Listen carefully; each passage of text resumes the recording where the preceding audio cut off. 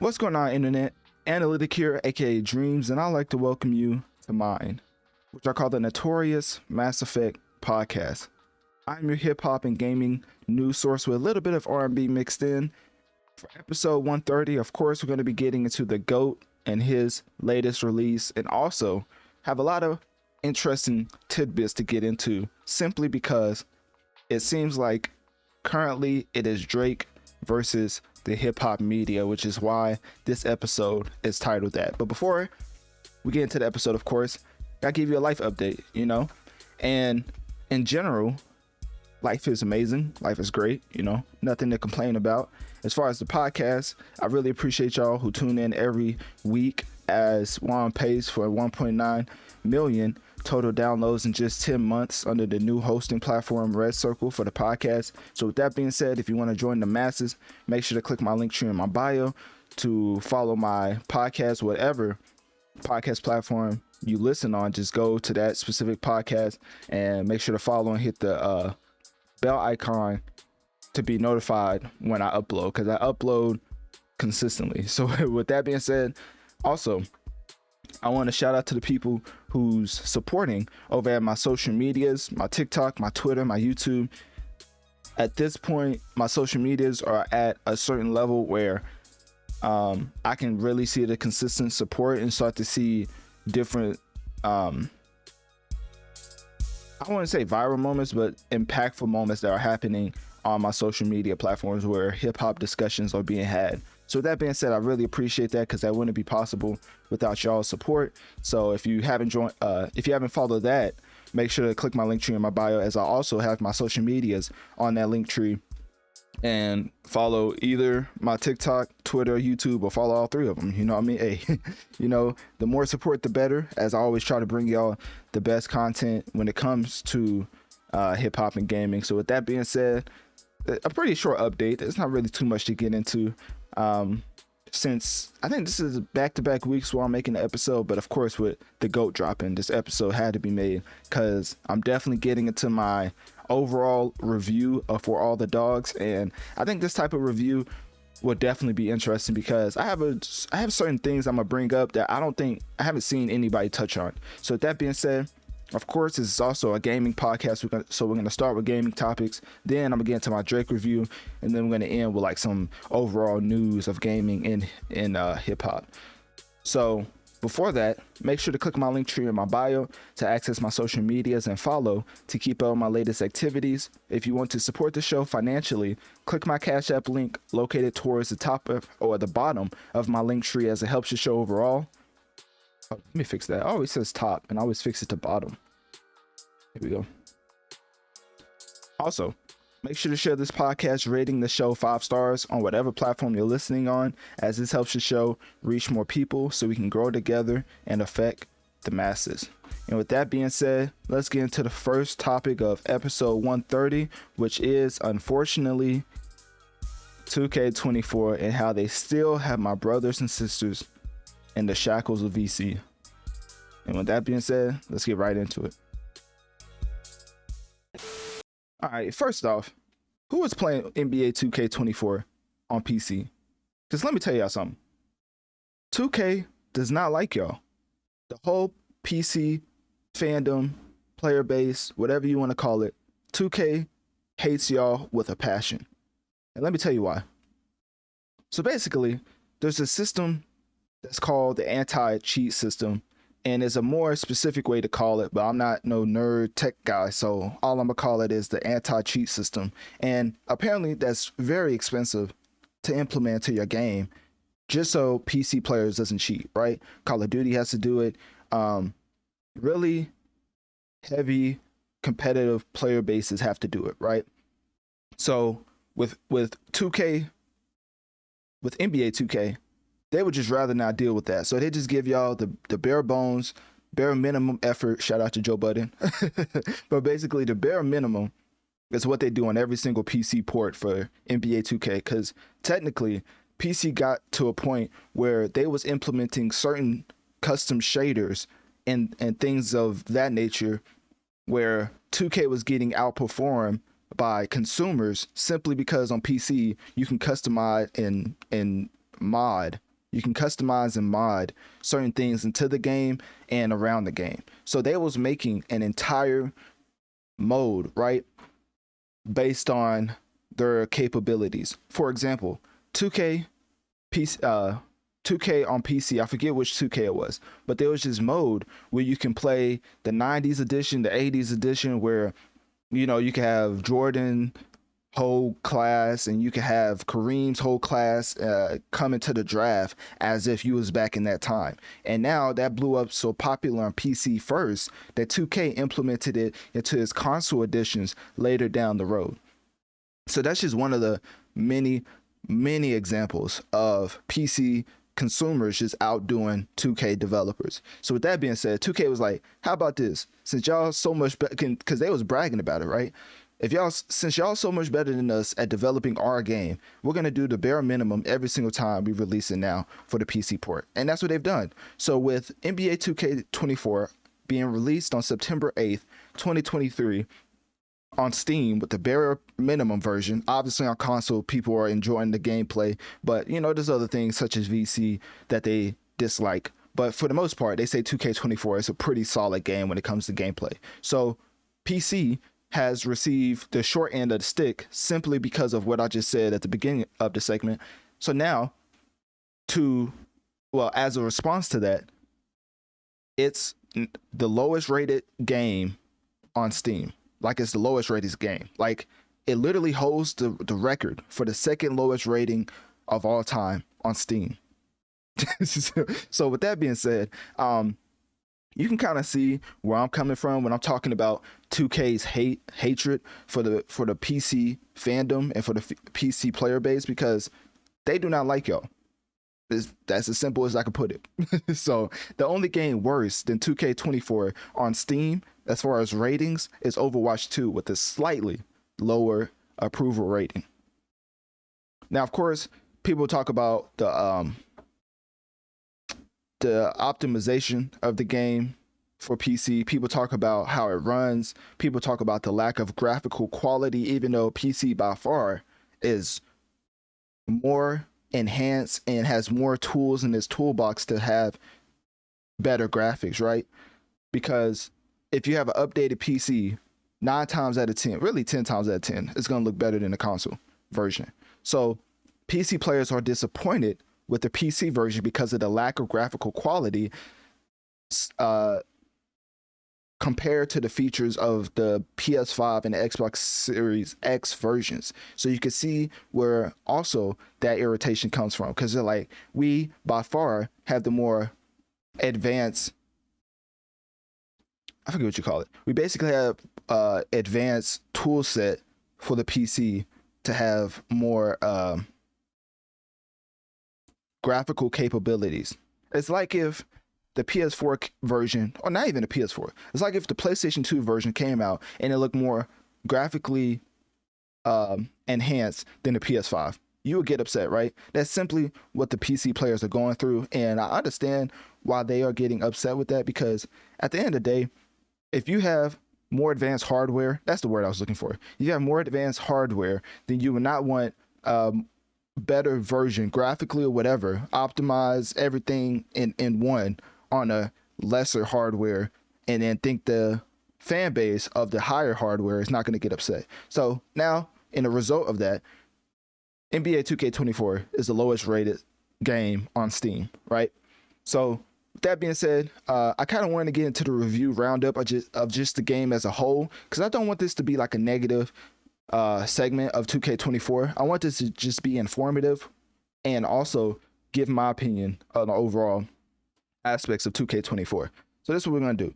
We're going to get into the review roundup, but first I want to get into more of the PC reviews, right? So of course, like I said, NBA 2K24 is the second lowest rated Steam game of all time, only behind Overwatch 2.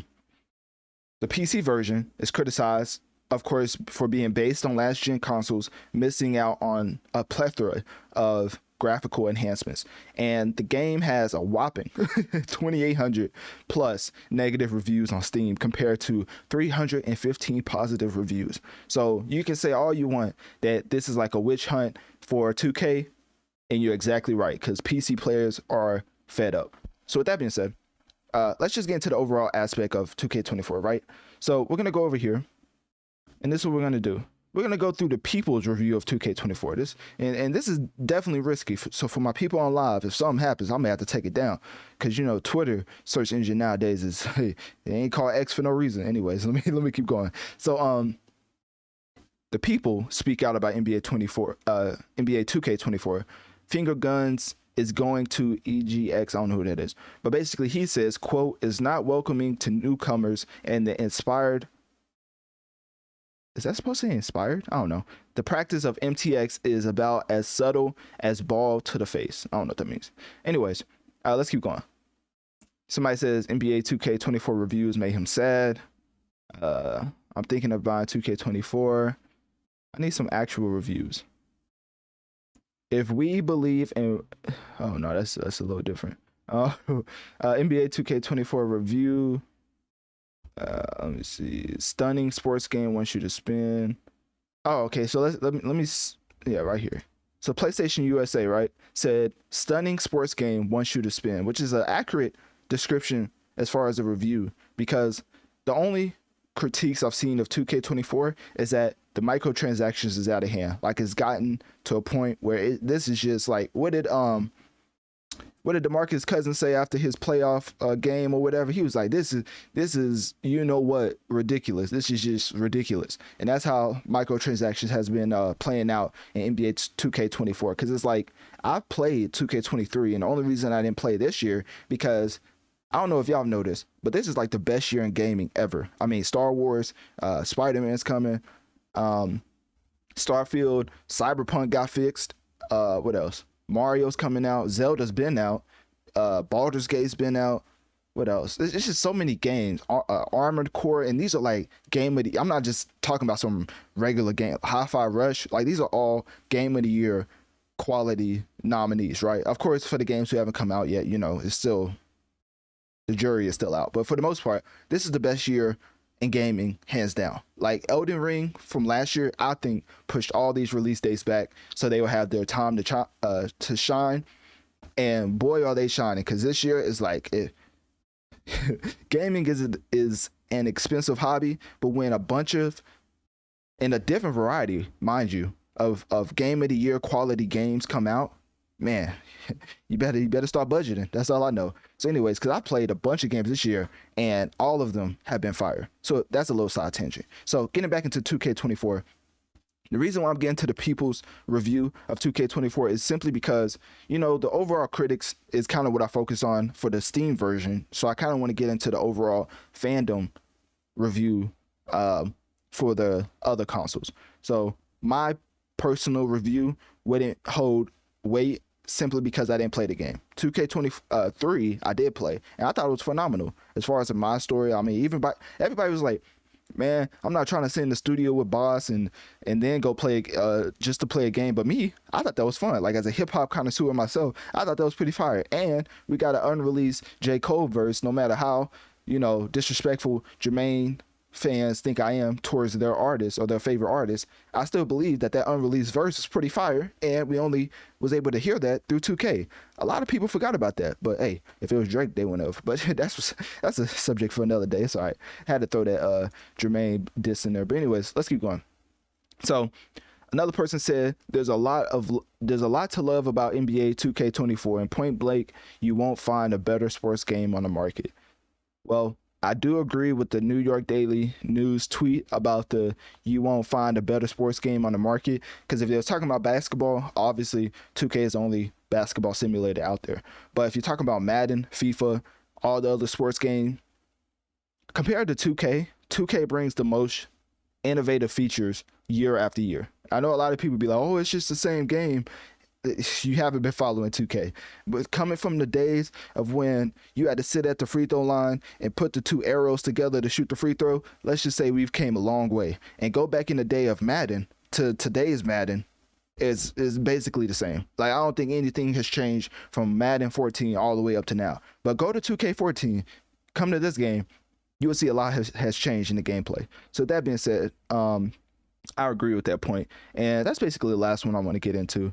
So this game obviously reviewed well on other outlets as far as the review roundup, but I just want to focus on the people, because obviously I could talk about, you know, corporate opinions, but the overall sentiment from player bases, console, or well, not PC, but you know, Xbox or PlayStation, is that 2K24 is a pretty good game when it comes to gameplay mechanics, but microtransactions has gotten so out of hand that it's just made it such a cash grab, like an obvious cash grab that has upset the fan base. So with that being said, of course I'm gonna keep playing 2K, because I always like to say whenever I cover 2K, one day my brothers and sisters will free themselves from the shackles of 2K via VC. But this edition of 2K, which is 2K24, is not one of them. So with that being said, click my link tree in my bio. Let me know on one of my social medias. What do you think about NBA 2K24 overall as a game? And also, what do you think about their cash grab attempts when it comes to VC? I'm talking about Assassin's Creed Mirage. It's very interesting because let me tell y'all something. How does Ubisoft afford and keep up the pace of every other year to every year dropping a huge, just a humongous map? Like, forget the game.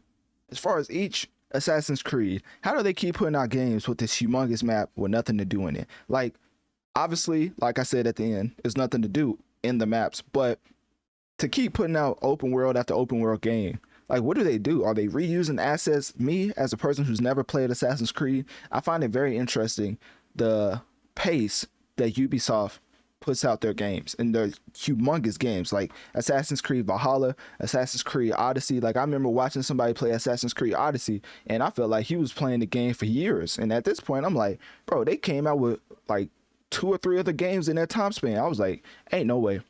But anyways, for this specific segment, we're getting into Assassin's Creed Mirage. And if you was wondering about if you should get the game and the happenings in the game, or just why you should maybe not get the game, this would be the segment for you, as we're just going to get into a whole plethora of information when it comes to this game. Because basically, Assassin's Creed Mirage is a new installment of the Assassin's Creed series, right?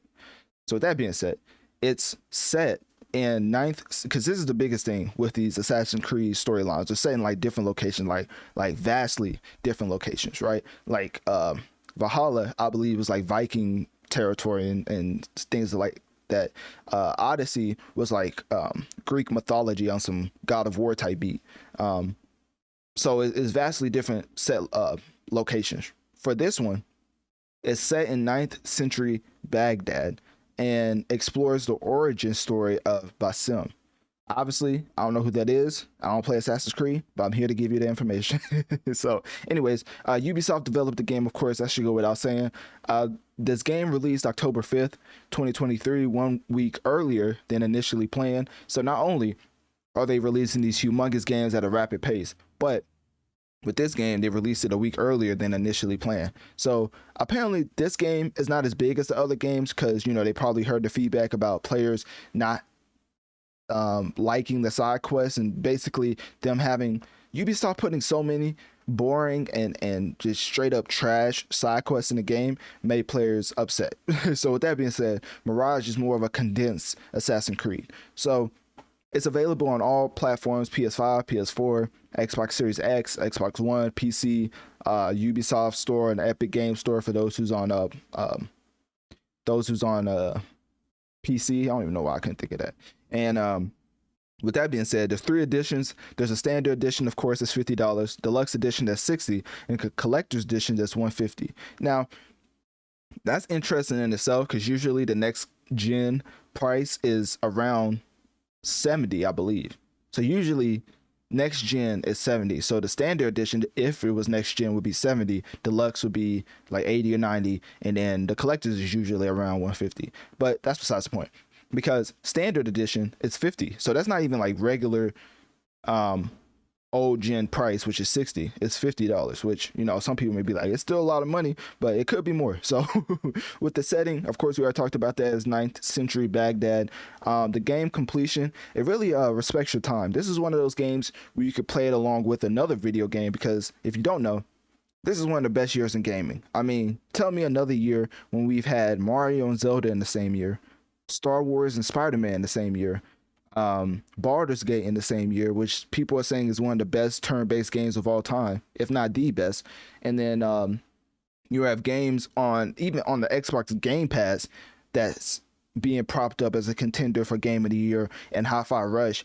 And the game that I think pushed all these games back in Elden Ring, From Software, which is their developer, they came out with a game this year called Armor Core, and that one is also being propped up as being a Game of the Year contender. So this game, well, no, this year is just one of the best years to be a gamer. Like, for me, covering gaming and hip hop is so hot and cold, because with hip hop, we're having one of our worst years statistically, and maybe even quality wise, depending on who you ask, of 2023. But on the flip side, gaming is having one of its best years ever, and obviously revenue is through the roof when it comes to gaming, because if you don't know, the pandemic introduced a lot of people to gaming because you had nothing else to do with your free time. So now people spend a lot more time playing video games. So with that being said, let's keep going with the Assassin's Creed Mirage segment. So so a preview of the game is basically, you're doing a lot of stealth. IGN, obviously this is the video I'm playing. As far as gameplay, I'm trying to show you elements while I talk about it, and that's basically the biggest thing and the funnest thing about Assassin's Creed games. It's the stealth, and that's like the roots of that's the root of every single Assassin's Creed. So apparently they do that right, but don't have to just take it from me, a person who haven't played the game. Let's take it from actual people who reported on the game and put in some time, some hours in on it. So GameSpot gave it a 6 out of 10, basically saying that Assassin's Creed Mirage is a true prequel to Valhalla, only able to tell in prequel as far as story, not like launch date, of course. Prequel to Valhalla, only able to tell a compelling story for Basim with the knowledge of what he becomes later in life. And then IGN gave this game an 8 out of 10, basically saying Assassin's Creed Mirage takes a lot of important and perfect steps to get back to its roots. And though that means as it does no particular thing that hasn't been done before, the focus and commitment to a briskly paced missions and stealth heavy exploration scratches an itch that the RPG based entries couldn't reach. Then you get into Game Informer, 8 out of 10, basically saying that concerns about the conclusion aside, I still had a wonderful time in Baghdad, ancient alleys and palaces. Not everything is perfect, but the less is more design philosophy goes a long way to making this one of the most consistently engaging titles within the series for some time. So I'm not going to read all the reviews, of course, because you can see it right here. If you're listening to the audio only edition, just know my Analytic Dreamz video on Spotify gives you the video along with the audio when this episode comes up. So if you want to watch it along with hearing me, this is also I have the reviews up if you want to read it for yourself. So I'm just gonna keep that up there while I end this off, because it's really not too much to say about Assassin's Creed Mirage. At the end of the day, it's Assassin's Creed game. They're doing stealth in a immaculate way. Ubisoft is known for their stealth mechanics and the horrible AI. Like, I was watching gameplay, right, and this happens a lot, and I've played a Ubisoft game before, so I kind of know about the Ubisoft AI and the jokes about it, because no matter what difficulty you put it on, if an AI enemy sees you and you go into a corner, if you go into a corner right in front of them, like if they see you and then you go into a corner, like they will come and they won't even go past that corner, and they would just think you just disappeared. They'd be like, oh, well, get them next time. Like, what? Like, that is not how that works. Like, I remember playing Watch Dogs and Watch Dogs 2, and when I tell you going around the corner was the easiest way to lose the AI enemy, it was just, it was befuddling how easy that was. Like, usually with regular AI, they would just follow you around the corner and then a fight would ensue. But with this game, it's like, hey, he went around the corner. I don't know what to do now. Might as well go back to my program. Like it's so messed up. But that's my last critique of Assassin's Creed, as that's my only personal hands-on I've had with the Ubisoft game is in the Watch Dogs series, which is so underrated in my opinion. But the last game, the Watch Dogs 3, kind of hurt the whole underrated appeal, because it was pretty bad. I ain't gonna lie. It was one of those where it was not it. So with that being said, click my link tree in my bio. Let me know on one of my social medias. What do you think about Assassin's Creed Mirage? Do you think it's fire or trash? And if you've played the game, what is your favorite gameplay mechanic in Assassin's Creed Mirage? So getting into Lies of P, which is out on all platforms: PlayStation 5, Xbox Series X, NS, PlayStation 4, Xbox One, and PC, of course. So Lies of P is one of those games that I was not paying too much attention to, because when it comes to video games, if it doesn't have a certain aesthetic, it bores me. So like Elden Ring, they say is like not the same as Lies of P, but Lies of P has a lot of the hard core mechanics of getting one shot and stuff and things of that nature, right? But the thing with Lies of P is it's a very non-vibrant game, if that makes sense. I don't know what other word to use to describe it, but the amount of gray and just the amount of lack of color, I'm like, I don't know if I've watched somebody play the game. I'm like, how do you, it's like I'm not even trying to be funny. It looks like a game that you would play it and at the end you will become depressed, because the colors are just sucked out of the game. Like, I'm pretty sure that had to be like a narrative type of choice, because there's no way you're telling me this type of game everything is just black and gray. Like, I don't understand. Obviously it probably has something to do with the story, but at this point, like, I don't understand why this game looks so just dull, like just so lifeless, if that makes sense. Obviously, this segment is not going to be bashing Lies of P. I'm just giving my personal opinions based on watching. So now, let's get into some actual tidbits of people who's actually played the game. So if you don't know, the structure of Lies of P is basically like an open-ended level. So it's not open world. Basically, you can't like go to one map to another. It's basically open-ended level structure, which is basically semi-open world with backtracking, optional quests, and hidden loot. Technically, you could call God of War Ragnarok semi-open world. Actually, no, you can't, because it's whole maps in each and every level. Anyways, so yeah, that's not right. Combat though. Combat has a variety of weapons and systems that you can use to build your own playstyle, which is what I've seen be the biggest selling point for Lies of P. The customizable factors and the way that you can fight enemies and the different enemy types you run into, because Lies of P, not gonna lie to you, they have some interesting enemy types that I don't think I've seen in any game. Like, the amount of creativity going into the enemy designs and the way you fight each and every person, it's very interesting, because as far as the world of Lies of P, is very bland and lifeless. So whenever you're getting into these enemy archetypes that are full of life and have a lot of personality to each and every one, it's very interesting, to the point where I think the whole gray and black color scheme is a choice, right? So anyways, the weapon variety is a wide range of weapons, of course, and if you want to know the maps and how they work as far as like different games to compare them to, it's kind of interconnected like Dark Souls. So it's a Dark Souls like game. That's why I said at the beginning of the segment I compared it to Elden Ring, because you could say, oh, you play Elden Ring, why do you care about this looking the way it does? Elden Ring was a beautiful game. When I tell you Elden Ring, like Elden Ring had moments where you would look up at the tree and you just be in just either a tundra or a forest, or just a beautiful landscape that looks completely magical. You know, like when you fought the huge flying enemy with like 6 arms. I don't know if that makes sense, but basically that looked like something straight out of a movie. Like literally, it was the moon quest. I forget the name. I think it was Ronnie or whatever.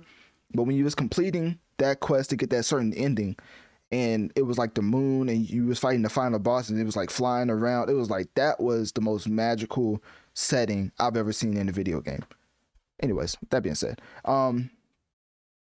other things I can get into the game is basically saying that it's definitely a faster combat system.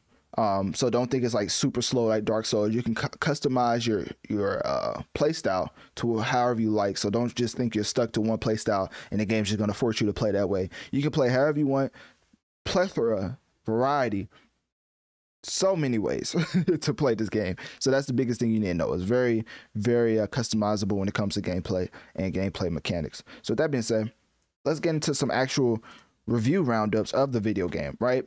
So GameSpot gave this an 8 out of 10, basically saying that Lies of P is content to adorn existing mechanics and ideas with its own story and aesthetic.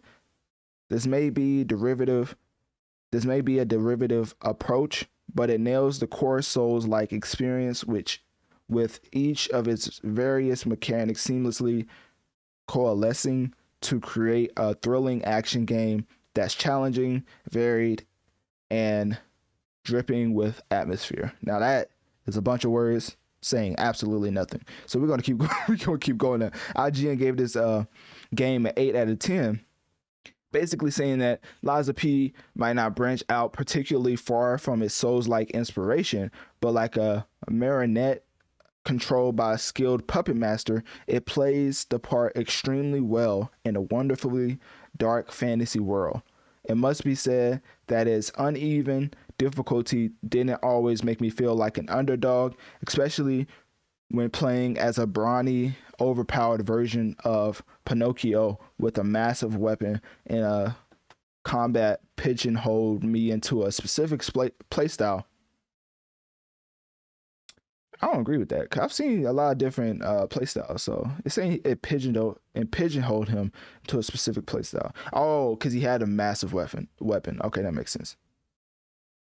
Yeah, if he had a different weapon, the playstyle will obviously be different. But all right, so yeah, that's the end of that review. So anyways, you can see the rest of them right here. And if you're listening to the audio only version, just make sure to come over to Analytic Dreamz video on Spotify to listen to and also see the video version along with the audio. So with that being said, I'm just gonna put the reviews up there, and that really wraps up my whole review for Lies of P. I mean, obviously, whenever I don't play a game, I'm not gonna give like very strong sentiments of how I feel because I didn't play it. You know, I watched somebody play it, and I can talk about that, which is why I talked about the visual aspect of Lies of P. But as far as the actual mechanics, how it feels, I would not know, because there's certain games you play and you realize that, oh, this character feels weird, or this character feels slow, or the complete opposite. This character feels fast, and the mechanics are just super smooth, like in Elden Ring, to bring that up once more. But let's say the first Star Wars game, Cal Kestis moved very janky. Like, it was very weird the way he moved. But then in Star Wars Jedi Survivor, I think that was the second one. Was that the second one? I think that was the second one. I'm trying to think. Star Wars Jedi Survivor? I think that was, I can't think of the original one. Anyways, I can't think of it. But anyways, the sequel to the Star Wars game with Cal Kestis, he was moving in a very smooth fashion, and the mechanics was just way more of an upgrade than the first game. Like, if you played the first game and didn't like it, the second game is just completely different movement wise, and to the point where it's like they just went in and just gave you the complete move set from the jump. And that's kind of like, you wouldn't know that from watching Star Wars 1 to the sequel, but if you play the game, you would know exactly what I'm talking about.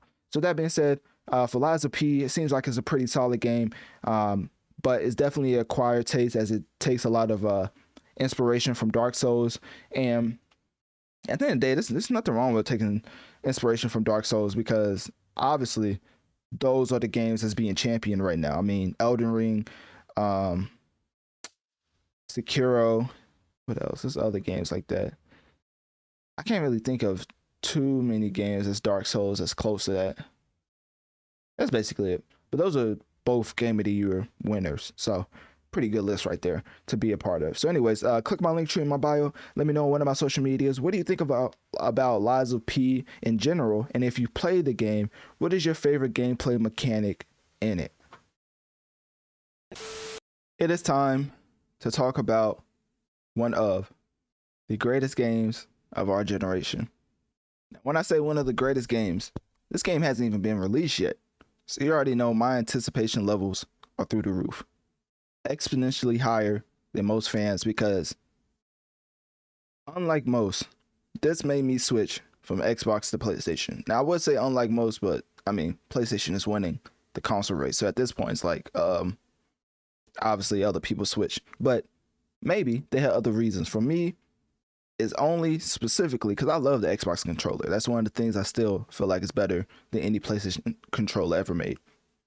With that being said, Spider-Man is the reason I switched over because Spider-Man PS4 made me get a PlayStation 4, right? So when I got a PS5, I was highly anticipating the next edition installment of the Spider-Man Insomniac franchise because the way that they've been telling the story of Spider-Man has been in a way that not only has been captivating, but at this point, I can confidently say that this is the best rendition of Spider-Man we've received story-wise in a long time. That's talking about MCU with Tom Holland. That's talking about Sony with Andrew Garfield. And I know I may hurt some Spider-Man fans out there, some OG Spider-Man fans. It's gonna hurt your feelings, but it's also talking about the Sony rendition of Tobey Maguire. Insomniac Spider-Man is the best story that we've received ever. So with that being said, this is a video game. So all that being said, still have to keep in mind that this is a video game. So we get to play as the best Spider-Man rendition ever. So Spider-Man games throughout time has not been the greatest. You know, we've received some duds as far as the movie installments. I mean, obviously the Tobey Maguire Spider-Man 1 and 2 was phenomenal, especially Spider-Man 2. And I don't think it's as bad as people like to say with the Spider-Man games over time, but it's definitely been subpar. And when I say subpar, I mean very below the bar. But we have received some games in the Spider-Man franchise that has added to the overall lore. And the reason I'm bringing that up is because that's going to factor into this segment. Web of Shadows, Edge of Time, and Ultimate Spider-Man is some of the best games out of Spider-Man video game history, right? Of course, you have Spider-Man 2 with Tobey Maguire. I never played that because that was before my time. And if they made a remaster of that game, of course I would play it. But at this point, I mean, there's really no point with Spider-Man PS4 or PS5. So the games that I did play, Edge of Time, and you can swap that out for Shattered Dimensions if you want to. But basically, those games really all capitalizes off of what Spider-Man is basically made out of, you know? And with this game, Spider-Man PS5, it seems like it's going to heavily feature some of the tidbits in those games. Now, I'm not going to spoil the game, of course. I'm not going to talk about spoilers or whatever. And the gameplay I'm showing right now is basically just gameplay renditions of people playing the game, but it's not like, it doesn't have spoilers in it. It's basically just showcasing how the game plays and nothing like story related. So obviously, we're going to stray away from spoilers, even though if you want to know about spoilers, just know I did cover, if you look up Spider-Man 2 spoilers, Analytic Dreamz, it should pop up as far as my take on how the story is going to play out. Because, you know, with me being a huge Spider-Man fan, I had to dig deep and I had to look for some stuff that is not easily accessible, to say the least. So I may or may not know how the story is going to play out. And with that segment, it kind of details how the story is going to play out. And people will get information that they probably wouldn't receive on other platforms, right? And the sources, if Insomniac is listening, the sources that I use for the spoiler tidbits that I found out was or is completely made up. So don't come after me. If you hear something that may be on the nose, just know, hey, I made it up. You know what I mean? It's just off the brain, off the dome. I don't know how I came up with it, but hey, somehow I found my hands on the information, or not if you was listening. So with that out the way, we're just gonna get into some tidbits about Spider-Man 2 before the game comes out, because this is my most anticipated game ever. Like ever. Like, I don't think it has to be said. If you've listened to Notorious Mass Effect, you should know by now that Spider-Man is my favorite fictional creation of all time. Like, as a kid, I always used to think I was Spider-Man. Like, way after the Power Ranger phase wore off, Spider-Man was the one that I was like, okay, yeah, I really mess with Spider-Man, like, as a overall character, because the whole balancing your regular life and then the superhero life can everybody can relate to balancing one thing and another, right? One thing you're doing well at, but something else may be faltering, or vice versa. That is the ultimate appeal of Spider-Man for me. The balancing of two lives and each one suffering because of the other. Everybody can balance that, whether it's school and personal life, whether it's school and work life, whether it's work and personal. Like, it's so interchangeable. But the way that Spider-Man captivates that, obviously, it's a superhero appeal, so you can't really relate to that. But you can't say that, like, you're not balancing something in life. Like, everybody's balancing something and trying to find that middle ground. And for Spider-Man, I feel like it really perfectly captures what that looks like. So with that being said, let's get into Spider-Man 2. So obviously, it's one of the biggest games to come out in this generation, probably in this console period, right? So with that being, I keep saying that.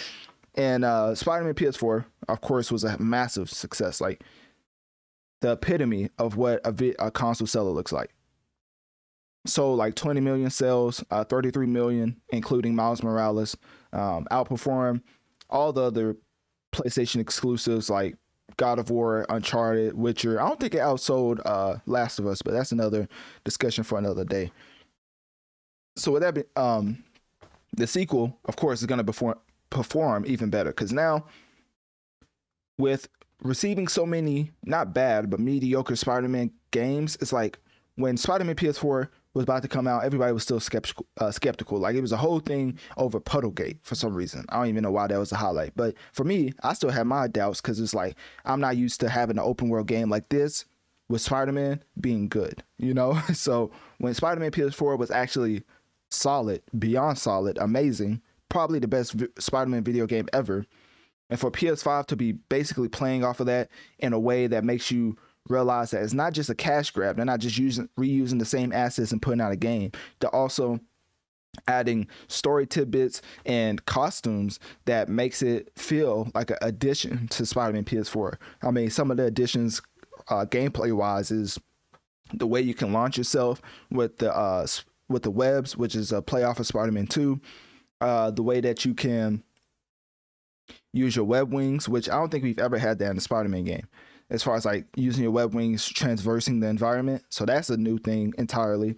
And then you have the black suit, which that has been in Spider-Man games before, but not used in the way that's used here, as far as heavily into the story.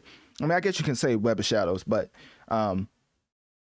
Web of Shadows compared to Spider-Man PS5, as far as story-wise, like, I don't even think it's going to be, like, not even, the game hasn't even came out yet, and I can already tell you, the story compared to this, and the story compared to Web of Shadows, like, I don't even think it's going to be a comparison, basically, because it's balancing so many things. You have Miles Morales, along with Peter, along with the Lizard, Craven, along with Norman Osborn, the Black Suit, Venom. I mean, it's just so many different things of balancing, other than the Web of Shadows, that they was just balancing Spider-Man and Venom. Like, that's the only thing they was doing, right? So with this game coming out, it's coming out and shaping up to be the best Spider-Man game ever. Spider-Man PS4 was already best Spider-Man game ever. Spider-Man PS5 is shaping up to perform even better, and to just be an overall better rendition of a Spider-Man video game. So with that being said, of course, the game features both Peter Parker and Miles Morales as playable characters. That's another thing. You can swap between the two, GTA style, and has Craven and Venom as the main villains. Set to be released October 20th, exclusively on PlayStation 5. So for all my Xbox players out there, just know that when this game comes out, I won't shame you for not having Spider-Man PS5. I will only just showcase how much of a letdown it is that you don't have the game. That's all I'm gonna do. You know, I ain't gonna rub it into your face. I'm just gonna rub it into the wound. With that being said, of course, this game's gonna be priced at $70 because if you don't know, it's very expensive to make video games. Like, I'm perplexed on how video games have stayed at this price point. I'm a consumer, so obviously I'm not going to be like, oh, they need to raise the prices. But I do understand why game developers do want certain price hikes in games, because if you do look at the open world and especially what you get as far as your bang for your buck, I think GTA 5 showed gamers how much you can get just from spending $60, right? So whenever it's next gen, I mean, everything's improved graphically, story wise, loading screen wise, of course, with the next gen console is like the biggest thing with the SSD. The price obviously would have to, you know, it's kind of like if you was an owner, right? You was given a certain product for a certain amount and you upgrade that product in its entirety. Wouldn't you raise the price as well? And looking from that standpoint, I know a lot of people don't want to hear it, especially coming from a consumer like me. You're probably like, how could you? You've switched up. You're joining in on capitalism. But if it makes sense, then I think they should do it. And with the $70, I don't think it's too egregious of a price hike. I mean, look at what Netflix is doing, and they're not giving you anything in return for their price hikes, right? So for the next gen price tag to be $10 more, only $10 more than the old gen versions, I think that's pretty reasonable. So that being said, standard edition for Spider-Man PS5 is $70. Deluxe edition will be $80, and the collector's edition will be $230. I did not know that. Collector's edition. I wonder if that's coming with the 19 inches, because, you know, hey, let me tell y'all something. A lot of people want them 19 inches, and shame on y'all, man. Shame on y'all, because $230, that's way too much. I don't care how many inches they giving you. Like, that's just ridiculous. And if you don't know what I'm talking about, then you just out of the loop. Because last time I looked at that tweet talking about the 19 inches, I think that had more engagement than people on the planet. I was like, how in the world? Like, if y'all look at that tweet, it's like, I think it's almost at a I'm not even trying to be funny. Hold up, because y'all gonna think I'm trying to be funny, but the engagement on the 19 inches is like, bro, like, are y'all okay? Like, y'all, we may need some mental evaluations before we can play this game. Hold on, let me see. Cause Venom, let me see. Venom, I'm just gonna type in 19. Hopefully nothing crazy pops up. 19 inches. I can't believe I'm putting this. Yeah, my search bar is crazy right now. All right, let me see. I'm trying to find the original tweet. Here we go. PlayStation UK. No, somebody quote tweeting that. Okay, so PlayStation, because I think they was the original tweet. PlayStation UK. Here we go. 94.3 million engagement. Okay, so I was exaggerating with the people on the planet. I think no, I was. I'm, you know, like, come on now. I'm in college. Let me, you know, I can't be acting that slow. All right, so basically the engagement on this tweet is insane. 94.3 million. Like, I don't think I've seen that type of engagement ever on a tweet, like, ever. So if you don't even know about the 19 inches, when I say 19 inches, you just add the loop. I'm sorry, you just probably not on the internet, and it's okay. Not everybody needs the internet, but let's just say that 19 inches is a very substantial part of the Spider-Man 2 rollout at this point. After that tweet, whoever tweeted that out or whoever was the PR person behind that, he should have immediately got a lifetime contract, because that is how you market a video game. With that being said, so yeah, if you want to pay $230 for that 19 inches, I mean, I've you know, heard of people paying more for less. So, you know, hey, at the end of the day, you know, it's on you. But anyways, Spider-Man PS5, of course, I keep calling that because I think this is the last Spider-Man game we're gonna get on this console. Like, the way that Insomnia Games is talking, I don't even know if they'll give out a DLC for this. So we're gonna get the game, and then after that, like, they're gonna come out with the Wolverine game. Like, they've already started working on Wolverine for Insomniac. Like, it's Spider-Man 2 is gold, and gold means when the game is, like, basically ready to launch. So with that being said, we had no announcement of DLC or anything, which Spider-Man PS4, going back in time, DLC was announced before the game was even came out to make you buy the entire edition, right?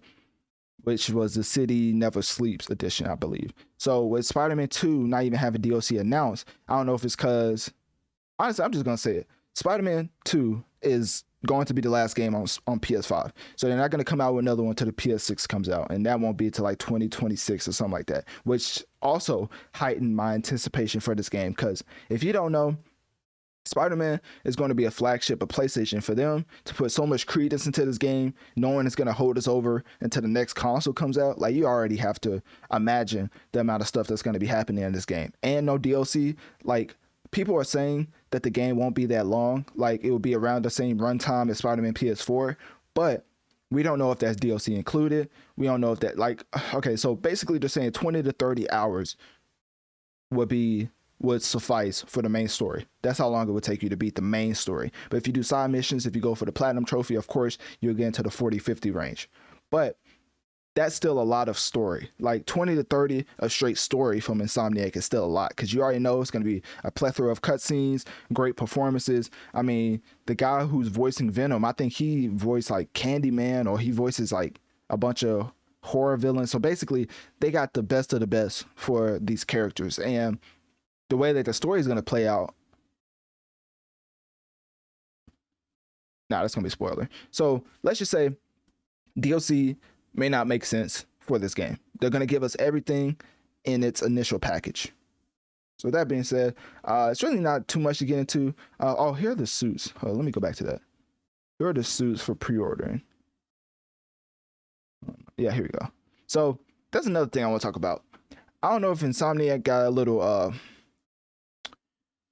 what's the word? I don't know if they got a little arrogant or overconfident. I don't know what is the word.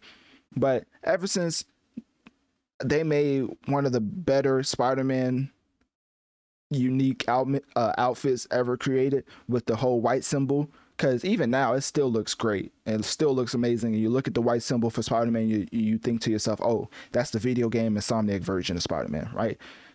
These costumes that they've uniquely made for the game is not it. Like, maybe I just have to play the game, but I mean, who thought it would be a good idea to put Stone Monkey Suit in the game?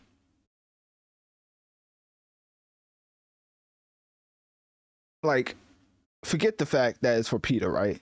I don't care it's for Peter. Let's just stick to the fact that they put Stone Monkey Suit in the game.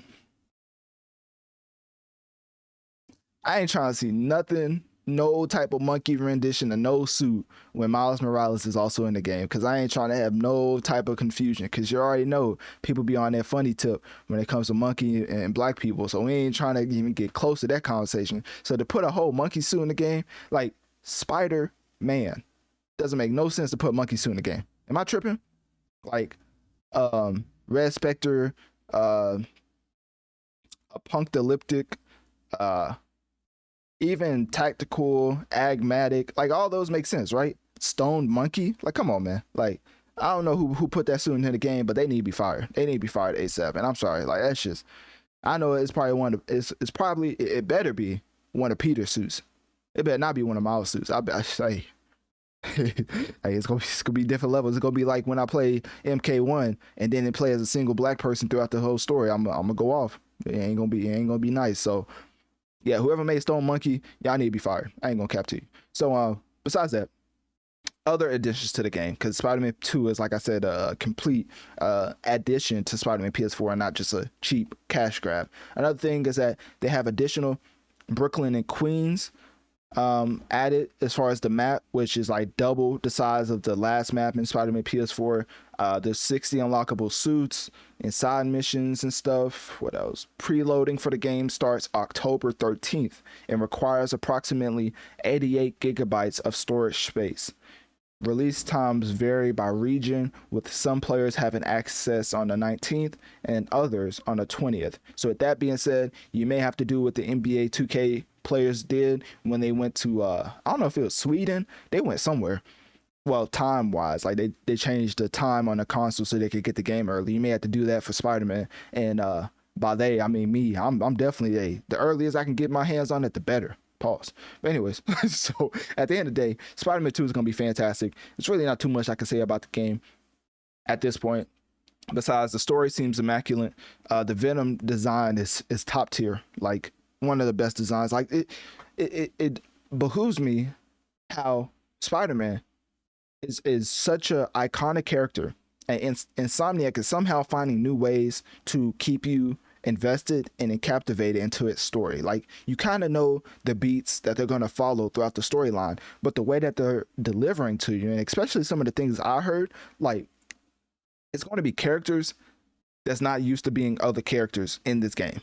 And I'm not going to spoil it, but it's gonna blow your mind.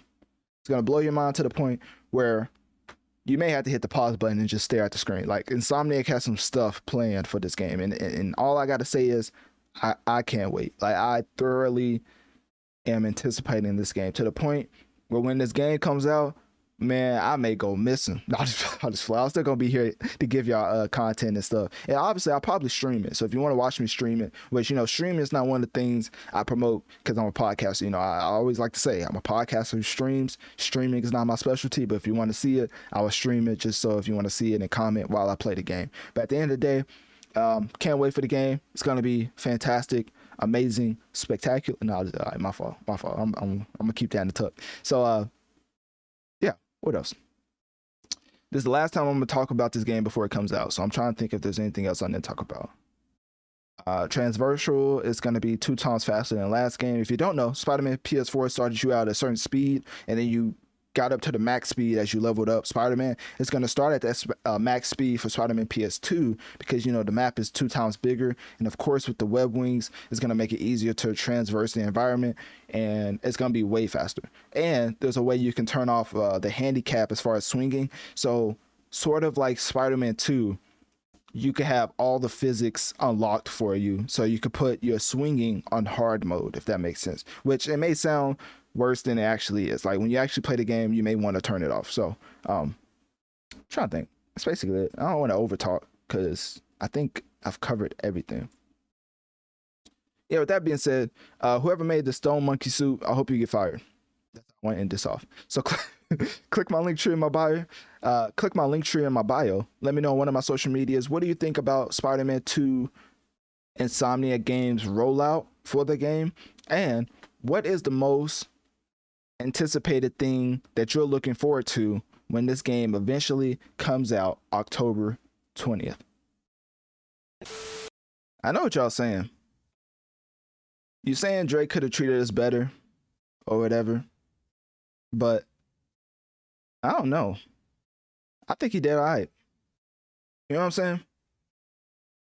And you know how I get over at Notorious Mass Effect, drawing conclusions, building up my case for how Aubrey Graham, aka Drake, is the GOAT. Like, I have a Juris Doctor degree. So saying he could have treated us better, that's kind of crazy. But all jokes aside, we're just gonna get right into it because I have a lot to say about this album, and in this review, it's gonna be a lot of information thrown at you, and hopefully you can handle it. Because as a Drake fan, I've been paying attention to everything. When I tell you I've been trying to figure out the marketing strategy for this album for the longest, thinking that this was the worst album rollout ever, and then to see the news that it's going to sell 400 to 450,000 first week and easily be number one, I'm like, I think I done figured it out. And that is why, ladies and gentlemen, this entire episode for 130 is titled Drake versus Hip Hop Media. Now, I thought it was kind of strange when he called out certain hip hop heads, and that is going to round off and give us a 360 moment on why this album was marketed specifically this way, right? I believe Drake's marketing rollout was beefing with hip hop media, specifically old heads, people who's old and have heads, because, you know, no disrespect. So that being said, we're gonna go down the timeline, and hopefully y'all can stay with me throughout this entire time, because let me tell you something. I know a lot of people have been asking about how I feel about the album, and we're gonna get into it. Cause I was kind of being funny at the beginning, but people really think Drake could have treated us better, and I'm like, I don't know what else this man can do. Like, this is one of the most complete albums I've ever heard from Drake. He gives us everything and more. So it's like, we're going to get into it. But first, I want to talk about the marketing strategy, because, I do call myself Analytic Dreamz, and it would be very ignorant to not focus on the analytics as far as how he rolled out this album. So it all started with this particular person, right? And before I get into this, make sure to follow, or to watch along while I'm talking, make sure to follow Analytic Dreamz video on Spotify to see the video element along with the audio. With that being said, we're going to get into subject number one. Anthony Fantano. I thought it was a little strange that back in September in 2022, this man went at Anthony Fantano and basically said, your existence is a light one, and the one is because you are alive. Now we're going to recognize a reoccurring theme here as we get into this album rollout. This is the first hip hop media head he decided to go at. And while some could say it is not unprovoked, I could say it is unprovoked, because hip hop media simply talks about hip hop. It'd be different if a Stephen A went out of his way to say For All the Dogs is trash, or if a Grace Randolph went out of her way to say For All the Dogs about Drake is trash, or if a Jeremy Johns, basically, you see what I'm saying? Like, hip hop media heads talk about hip hop. So as you could say, this is unprovoked, or no, you could say this is provoked by Anthony Fantano talking about him. I mean, that's kind of his job. So the reoccurring theme is how Drake attacks these hip hop heads, but not in a way that's malicious or in a way that's below the bar. Like, he doesn't send any below the belt shots at any of these hip hop heads, but he does addresses them, which is very rare for Drake to do. But he does it so often that I finally figured out that is what his rollout was, or is currently, for All the Dogs. So first subject was Anthony Fantano, right? If you need another one, look no further than Elliott Wilson. Now I just have the screenshot up on here because I basically have to break this down to make this quote make sense. So basically, Elliott Wilson was perplexed that Drake did an interview with Bobby Alfhoff in earlier this year, right? Well, not earlier. It was like a month or two ago, where he did an interview with Bobby Alfhoff, and I can't say her name. You just have to deal with me mispronouncing it. But so Elliott Wilson called that out, and then Drake, of course, being the petty person he is, waited after those comments for Elliott Wilson to do some type of interviews that Rolling Loud and Academics posted it. Remind you, all of these, well, most of these responses are on Academics page, which is another hip hop head, right? We're going to get to him in a second. So Elliott Wilson was doing interviews at Rolling Loud. Basically, if you never seen Nardwuar, basically those type of interviews where he walks up on the interview and does and tries to interview the person, and there's nothing wrong with that, right? But Drake, remembering those recent comments about him and Bobby, came back to say, quote, about that particular video, LOL, man, expletive not coming to this platform for a second time, talking about him. And now Elliott 10 toes doing Yes Jules run up interviews at Rolling Loud. Just admit the youth took over, big dog. Point number 2 on how Drake's rollout was just dissing hip hop media, as the youth is the biggest point that I'm gonna be making throughout this entire case that I'm presenting, because all of these people he's targeting are quote unquote old heads. We have Anthony Fantano, we have Elliott Wilson, with the back and forth, which technically was unprovoked. I mean, if a hip hop person talks about a hip hop artist, I don't think that's you provoking him. You're just talking about something that's in your job, in the field of your job. It'd be different if Elliot Wilson came out. He was like, bro, I don't know why Draymond hanging out with LeBron so much. Like, that would be weird, right? That would be like, oh, you have something personal against him. But as a hip hop media head, it makes so much sense to just point out stuff that looks very peculiar in the hip hop scene. So with that being said, I thought this was also unprovoked, and Champagne, well, I don't even ever call him that. Drake called out Elliot simply for his rollout. So with that being said, that is subject number 2. Now, let's get into subject number 3, which is Charlemagne. Now, all these are sequential, so you could go back in the timeline. All of these are in order. So Anthony was the first one back in 2022. Elliot was the second one earlier this year. I forget the actual month. And then Charlemagne came not too long ago, like right up before the album. And basically, Charlemagne has so many hilarious things to say about Drake, and I actually cover that. If you look up Charlemagne versus Drake, Analytic Dreamz, it should pop up. So I'm not going to go too much in detail. But basically, after Charlemagne said that SZA and Drake's Slime You Out record came and went, when it literally went number 1, but that's besides the point. It came and went, and said that two superstars like that shouldn't be dropping stuff that comes and goes. Drake once again took offense at a hip hop media head and said, because if you think about it, he's not pointing out anybody else but hip hop media heads. So he said, quote, "Are you okay, Leonard?" Question mark, which if you don't know, Charlemagne's real name is Leonard. I would highly recommend you read his book titled, I was about to say Straight Shooter. That's Stephen A. Titled Black Privilege. But Straight Shooter is also a good book. But anyways, Black Privilege by Charlemagne, I would read that book to hear about the happenings of how he got to where he is, which is very interesting. But anyways, Charlemagne's real name is Leonard. So Champagne pop, hey, hold on.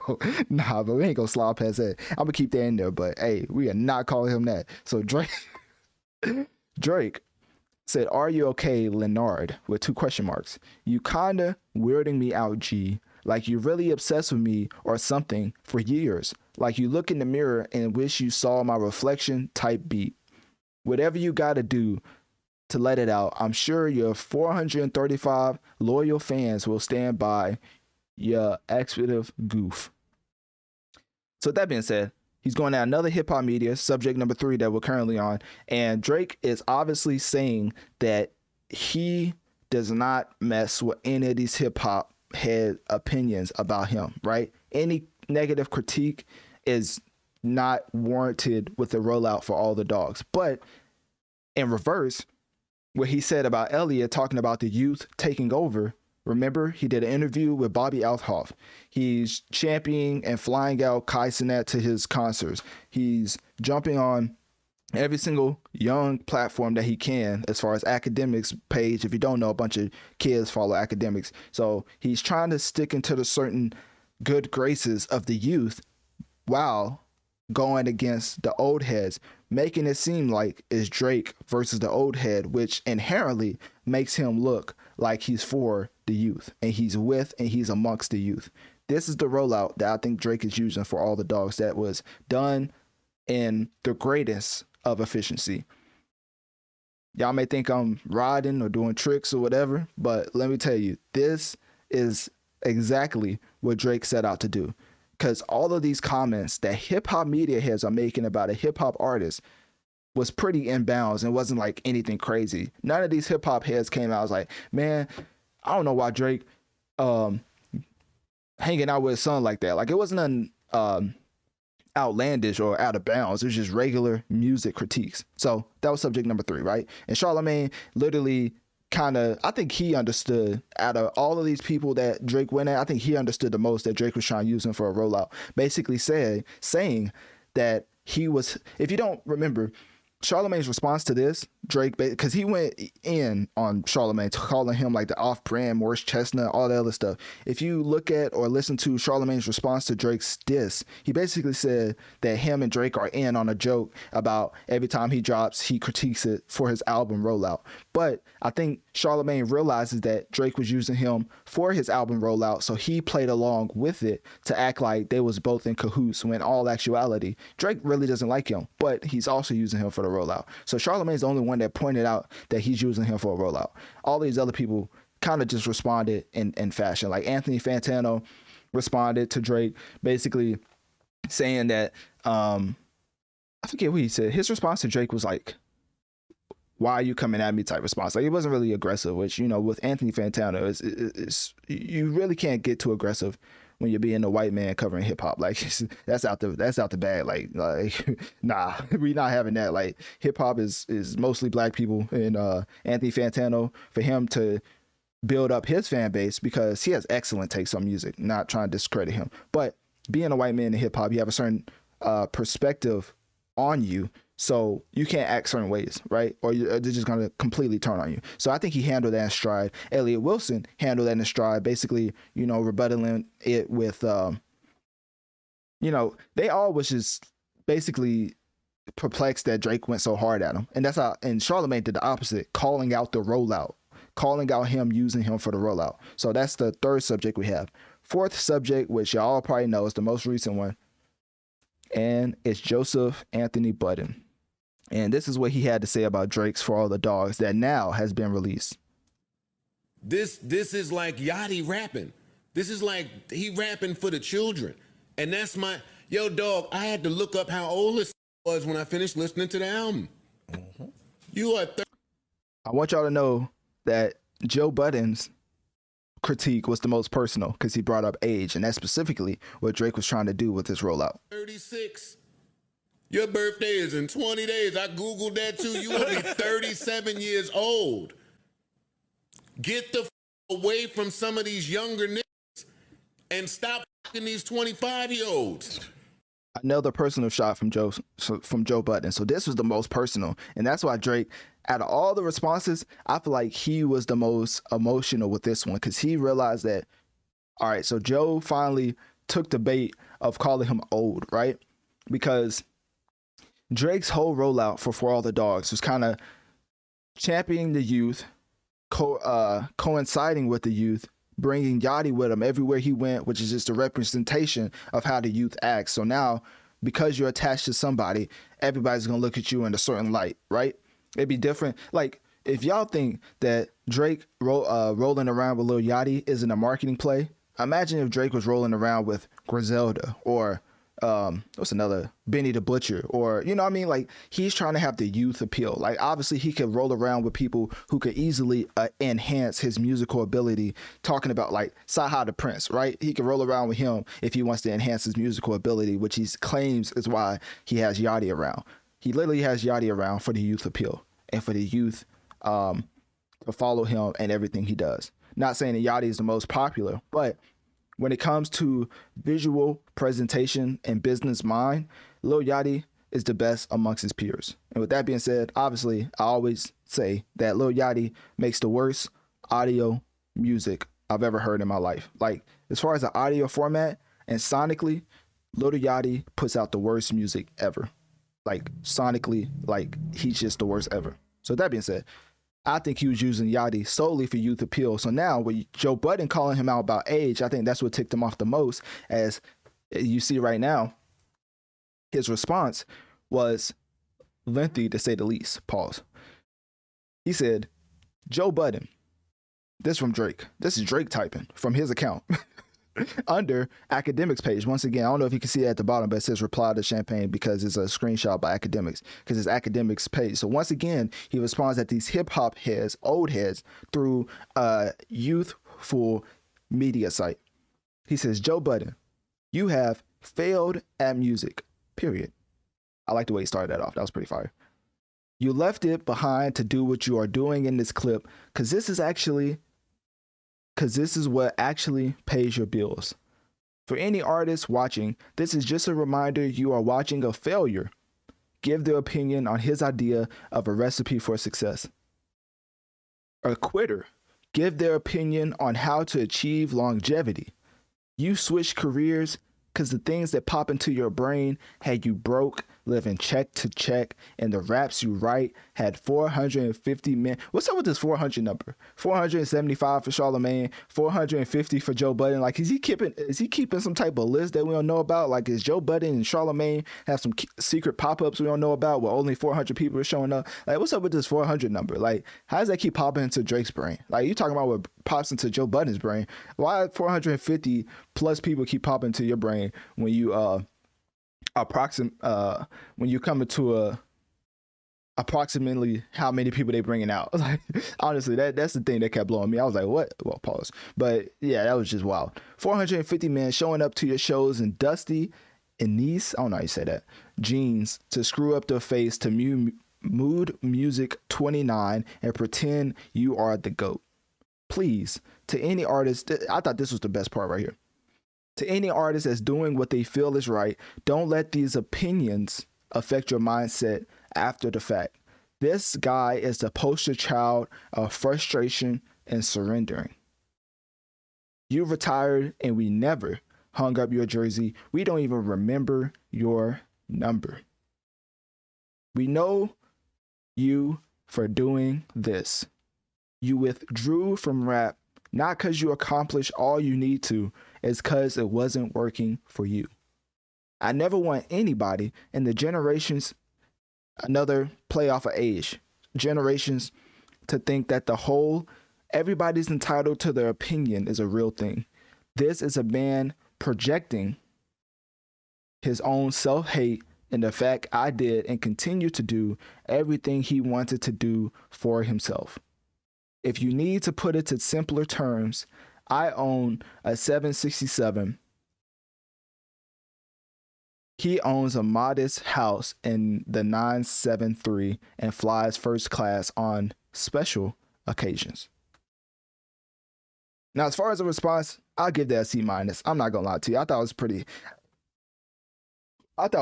pretty bad. Like, he really didn't point out anything that would stick.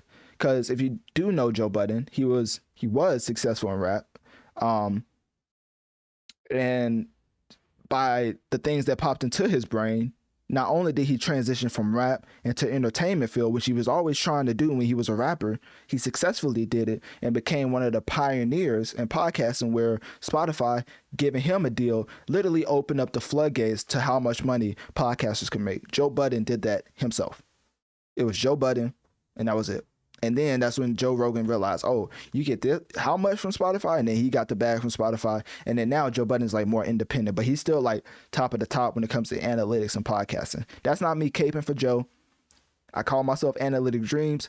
Best believe I'll be looking at them numbers. So with that being said, nothing that Drake said even makes sense. Like, none of this stuff makes sense. And Joe Budden even responded, basically saying you'll grow up soon at some point or something like that. I forget what he said. I wonder if I could find it.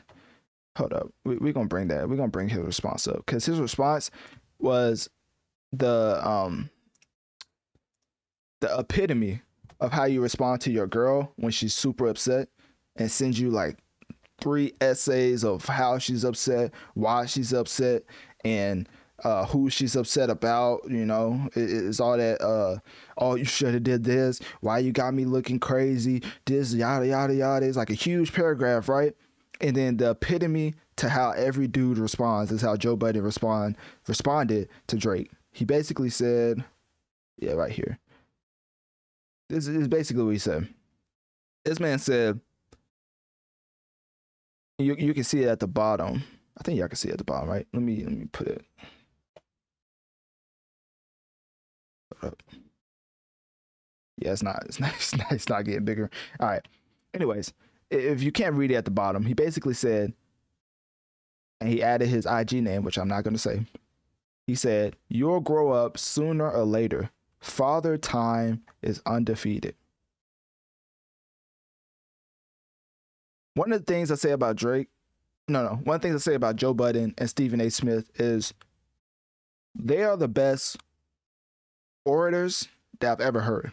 If I have to say that again, is orators. So basically, talkers in their respective space, they're the best at.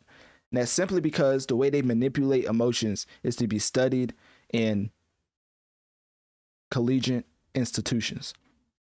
Joe Budden is a masterclass manipulator and also is, along with Stephen A. Smith, is a masterclass manipulator.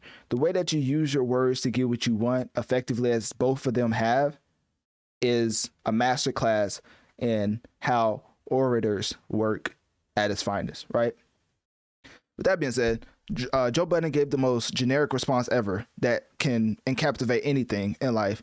You can say to anybody, you'll grow up sooner or later, Father Time is undefeated, and it will apply, right? Manipulation tactics 101. Make a broad statement, let them get offended, and then make a more specific statement. So with that being said, he didn't really respond to Drake. He basically was just doing what every significant other does when their other is super mad, sending you long paragraphs of text messages. You just respond with a short one message that just lets them know, hey, I ain't really taking in whatever you said. Like, hey, have a blessed day, or what they say.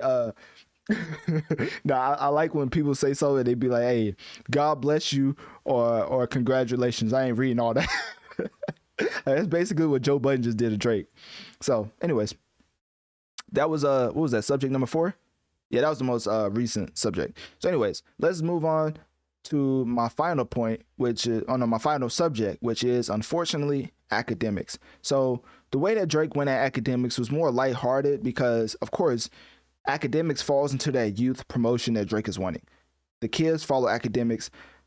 Joe Budden, Anthony Fantano, Elliott Wilson, Charlemagne, they all have an older audience, but for academics, he technically at this point has the most youth when it comes to a hip hop head. So Drake is not going to approach academics the same way he approaches all these other hip hop mediators, right? So that being said, he basically called academics before the album came out, which a lot of people don't realize, but he called academics before the album came out and promised that he will call academics when the album came out. When the album came out, he made sure to call Kai Cenat, but didn't end up calling academics. I just feel like it was just an honest, not mistake, but it was just like the times didn't match up. Because why would you call academics? Like, I was watching his stream and he was muted while he talked to Drake, and everybody in the call, which if you don't know about Discord, you can still hear somebody if they mute themselves in OBS because they not muted in Discord. So everybody heard the Drake call by academics except for the people in stream because obviously his OBS was muted. So that being said, why would Drake call him to tell him he was going to call him again? Like, why would he? If he was trying to play academics, he would just keep promising that he was going to call, right? So that being said, it was just blown up to different proportions that I just don't think it was really that serious, which is what academics basically reiterated when he got into the Drake saying that he was salty that he didn't call him. And well, basically he said that Drake questioned him about him being offended by not calling him, and that was a response to academics really not knowing how to feel about the album. So Drake's thinking to himself, dang, is he really upset over my album because I didn't call him? So academics said on the stream after that Drake did call him and asked him if he was upset about him not calling him. And then academics was like, it's not even a big deal, which is not a big deal. So I'm not going to spend too much time on it. But that's another way that he not went at a hip hop head, but he kind of softened the blow for a hip hop audience that's younger, right? Because go against academics and it's not the best thing to do in the world. I'm not even just hyping academics up. I mean, you just see with Little Baby, like it just puts you in a whole different limelight where it looks like you're not as hot as you used to be. So that being said, that's the end of my case. Hopefully I presented a good enough case, you know what I mean, to let y'all know that Drake whole rollout for all the dogs was basically going at hip hop media. So all the old heads that covered hip hop that said one word about Drake, whether it was completely out of bounds, which you could say in Joe Budden's case, or completely in bounds, what you could say about Anthony, Elliott, or Charlemagne, Drake still responded in a fashion that led me to believe that Drake was trying to ride the wave of Drake versus old hip-hop media for his album rollout for all the dogs. So that's my case. So anyways, with that being said, With that being said, let's get into the responses, right? So Drake, after all that, he had some other people join in on the rollout. He had Birdman, Check, Charlamagne, Joe Budden. If you ever heard Birdman, like he really doesn't talk unless needed. So I'm thinking Drake hit him up to be like, "Hey, can you say something to make these dudes get off my back?" Like honestly, I feel like Drake was trying to use Birdman for marketing promotion because obviously it's going to get tweeted by academics because academics covers a lot of beef. So, which is nothing wrong with that. It's just what he does. And so Birdman checked Charlamagne and Joe Budden over the disrespect to Drake, basically saying to Charlamagne, "I think you mean good and I respect you, even though we had our difference. But respect Drake." That's basically it. That's all he said. That was in the IG post, as you can see right here. And then he said, Joe Budden. This picture he used of Joe Budden was beyond hilarious. Like, how in the world did did Joe Budden get a matching hat and coat of the house? Like, what? Like, I don't know. I don't know if that's his house. It don't look like it. It's like he got matching coat and hat of the interior of whatever house he went to. But anyway, that's besides the point. He said, Joe Budden, calm down, brother. You're not built for this gangster expletive. It's PG podcast. But basically saying you're not gangster, you're not built for this, which all Joe Budden was saying was like hang out with people your own age. And Birdman just went out the window with the, "Hey, you ain't gangster." Like, where that come from? I feel like the 50 Cent me. Like why does it forget me? Like, I ain't even say nothing about no gangster life. So anyways, I think Drake had Birdman check Joe Budden and Charlamagne. And then not only did he text that out, but then here's what Birdman had to say on Clubhouse, I believe, when he was talking about the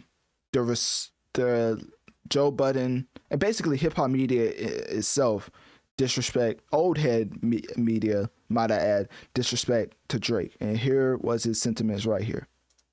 Man, Champagne Poppy, the real deal. Any nigga playing with Champagne Poppy could suck my dick. Y'all some pussy ass niggas. Whoa! That this it's a PG podcast, but let me say, I do not condone the inviting other adult men to your genitals. But hey, Birdman said it. If y'all want to check him, that's on y'all. But for me, over at here, Notorious Mass Effect, we don't condone that, but we gonna keep going. Cause I don't think he says that again. But anyways, that was wild. But we gonna leave it in there just to let you know that Birdman ain't playing around. You better put some respect with a K on Drake's name. They be saying I be tripping, bro. He popping I his be shit. in this whole. Hey, Dreamo. So how do you feel about people who's really not feeling Drake's latest album? A lot of people saying that this is the start of Drake falling off, maybe. Hey, Like Joe Budden criticizing him too. Joe Budden ain't got a hit since Carter had Love Pills. say, bro, tell Joe Budden calm down, bro. I don't have no ill feelings with Joe Budden. I personally always respected Joe Budden. I don't have nothing ill about Joe Budden. But he can't play with the GOAT. You can't play with the GOAT. No. I have nothing but respect for Joe. But he can't play with the GOAT. And if you playing with the GOAT, then you want a problem. If you want a problem, we'll give you a problem. Oh God, we'll give you one. But if you want one, we'll give you one. I don't know who has the most evil monologues when it comes to Jay Prince or Birdman. Like, which one do y'all think have the most evil monologues? It's like comparing Thanos from Endgame to Bane from Batman. It's like there are one-liners and punchlines for how evil they could get. It's sensational. You know what I mean? It's sends chills through your spine. It's almost like one of those things that they will actually follow through on, allegedly. I'm not the police, but let's just say, seems like they really be meaning what they be saying. But anyways, let's keep going. But besides that, we don't want to give you a problem, but if you want a problem, we'll give you a problem with the GOAT. Because we respectable men. We honorable men. We not dishonorable men. But if you play, then we gonna play. It's how it go. But I respect Joe, and if he want a problem, we'll give it to him. Wack, you can handle him on the West Coast. I handle him down bottom, and we'll handle him wherever we go. Every five. And that's basically it. He said you can handle him on the West Coast, and I like this man was splitting up where he could get handled. Like at that point, I'm like, hey, Joe Budden, you may have to chill out. Like I know he came out with a new profile picture, which I don't know if y'all seen it, but let me see if I can pull this up right quick. I don't know if y'all seen it. Joe Budden. This man changed his profile picture. I didn't know what that meant. I don't know, Joe Budden. That's the Joe Budden pod. No, Joe Budden himself. Joe Budden. Am I tripping? Does this man not have a profile? I mean, I know he does. I'm just being funny.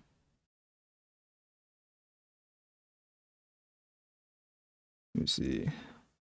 I'm gonna type in profile pic.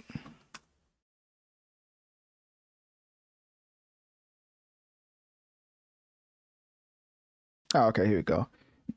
Hold up. Is Joe Budden shadow banned? No, that was weird. Like I really had to type in specifically what he did to pull up his account. Is Joe Budden shadow banned on Twitter? I would show y'all, but I was looking up like information on Spiderman because I did that segment before this, and it was showing like Venom 19 inches and stuff. I was like, nah, y'all ain't gonna be thinking I'll look up that type of stuff. Ain't no way. You ain't gonna get me. So nah, but let me see. So yeah, I think Joe Budden is shadow banned on Twitter because I had to type this in specifically to get his profile. Anyways, let me pull this back up. All right, so this is Joe Budden's profile, right? He has the new profile picture right here, and it's all black. I don't know what that means. Apparently his fans are like, oh, it's go time. Everybody know what that means. T-Time, Donda references, The Weeknd for some reason, just some random meme. I'm like, bro, what does that even mean? Like this man just tweeted out a black square, like it's some, Black Lives Matter. Like we back in the 2020 days. But anyways, that's besides the point. So yeah, man, Birdman's not playing with them. And what else? You know who else is not playing with them? Drake's daddy. Yes, literally his dad. Like the father of Drake is not playing with these people either. So Drake's dad went on a fiery tirade, let Double XL magazine tell it. But anyways, basically this is what Drake's dad had to say about everybody. Well, not everybody, but the old heads going at Drake. So you can see this type of rollout was pretty effective to the point where he's like, hey, let me try to hype it up even more by having Birdman respond and my dad. I do feel like this is a whole rollout for his album. And honestly, I don't think he cares that much, but that's besides the point. So Drake's dad said, it's an expletive shame that a young artist can't do his own thing and enjoy his glory without an old hater expletive trying to bust his bubble, pause, because he has nothing going on. And to mention or put a limit on what age anyone should be dealing with, which is none of his expletive business, as long as they're legal age. I am sick of these old. Hey, y'all go. So at the beginning of the segment, I said it was Drake versus old hip hop media, and I did put hip hop media, but that's just the salacious title. Really, what I mean is the old heads in hip hop. This is specifically a marketing campaign going against the old heads of hip hop, right? So I don't think it's a coincidence that Drake's dad is repeating old every other sentence, right? I wouldn't have been surprised if Drake had his publicist ghostwrite his dad's response. So anyways, let's keep going. I am sick of these old expletive haters. Expletive with my son.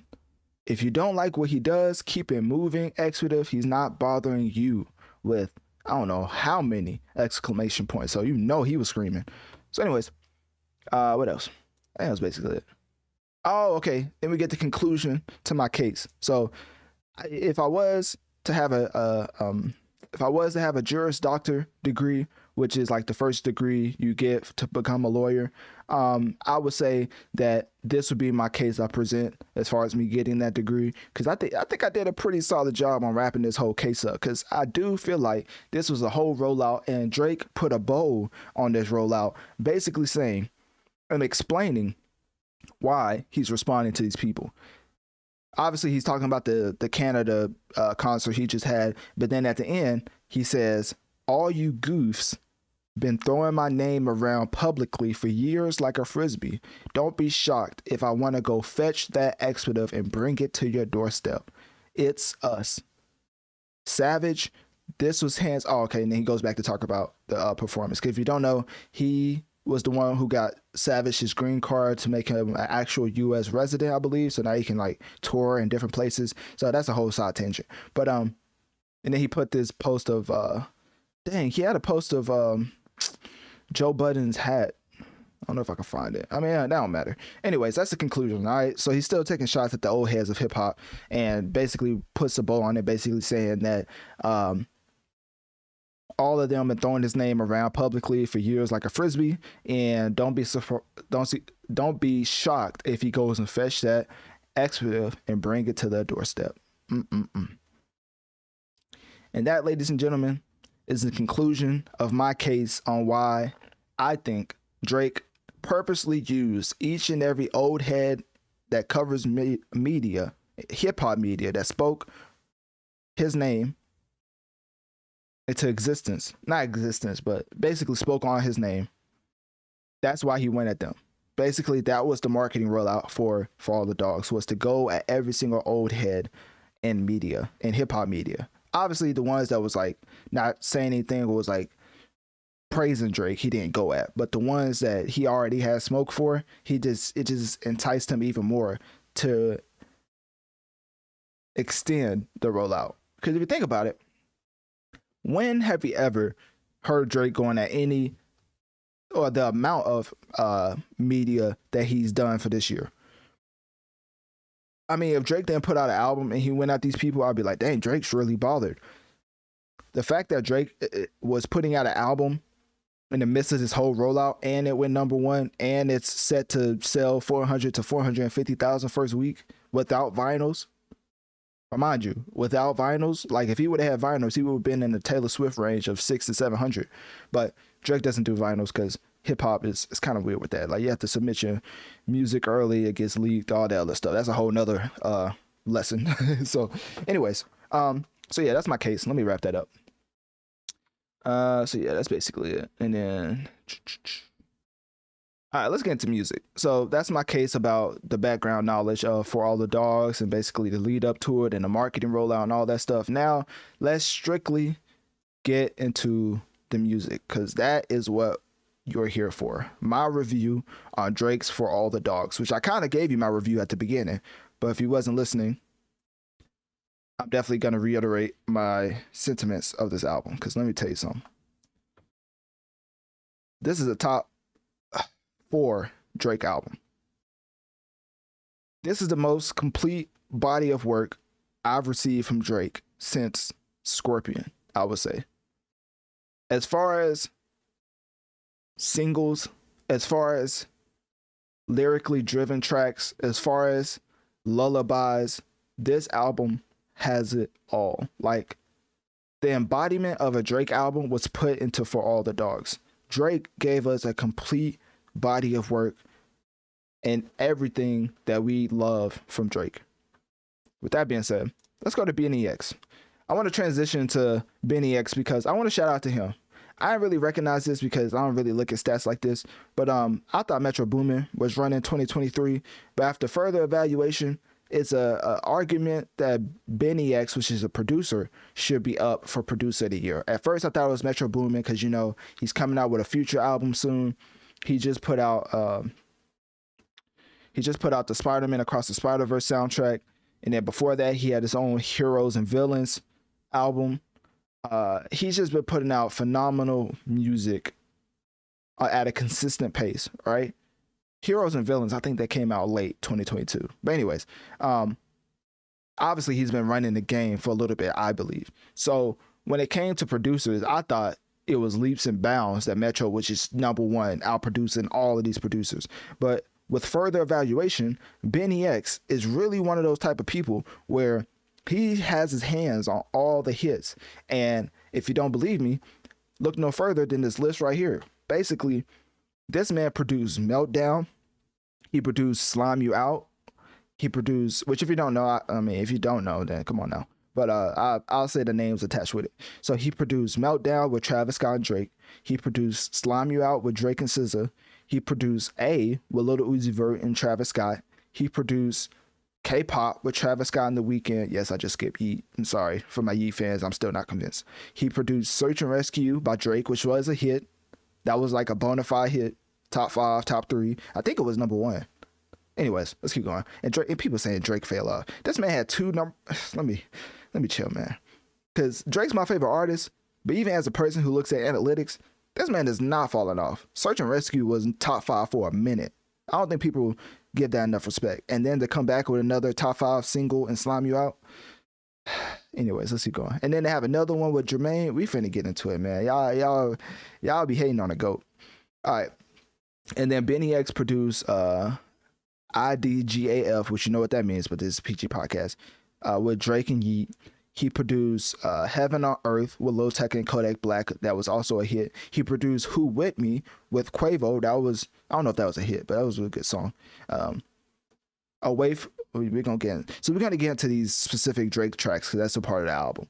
But he produced Hold Me. I'm not gonna lie, Hold Me, that's crazy. I didn't even see that. Why they put this at the end of the list? To let y'all know, Hold Me by Quavo is my favorite track of 2023. Call me sentimental, call me emotional, I don't care. Migos is one of my favorite groups of all time. After the Takeoff passing, you know, I didn't think Quavo was going to come with an album like he did. And for Rocket Power to be as good as it was, and for me personally, thinking Hold Me is by far the best track on the album, just because of the emotion in it, the way that he rapped, the way that he switched it up with the singing. It was really a powerful track. Like, it was one of those where it was like, dang, like if Quavo continued to put albums out like that, like he can have a real substantial like solo career. Because Hold Me is still to this day one of my favorite track of 2023.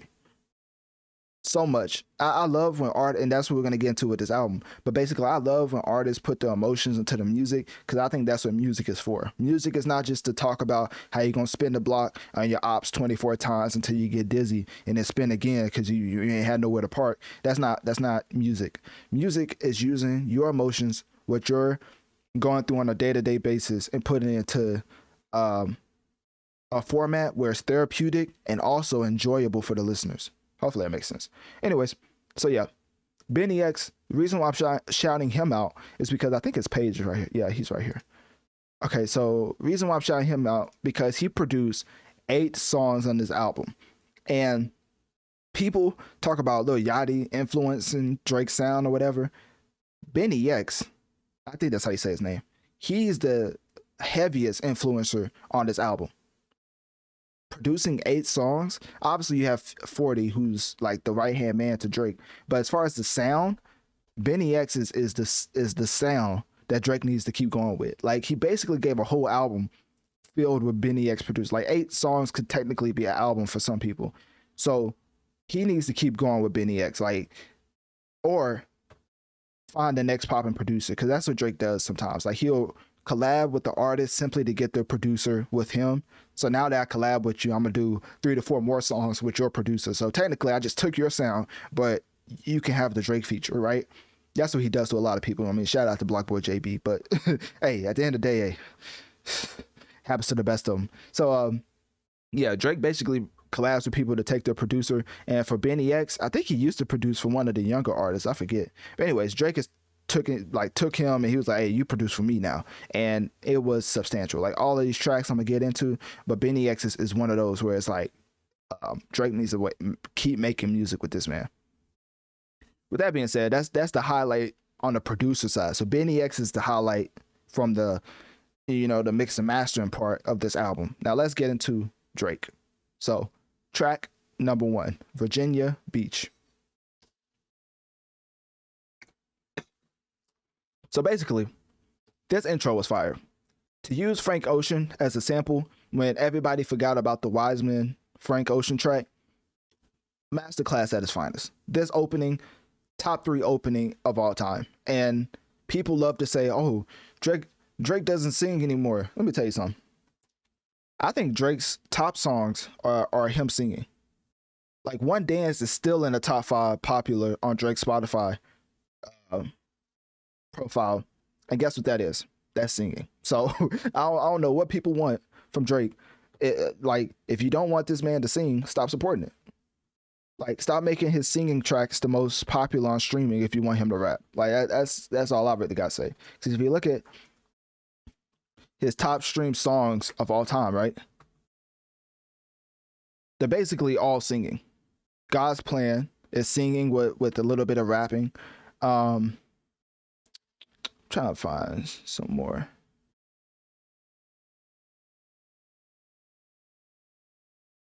One Dance is singing. Already talked about that one.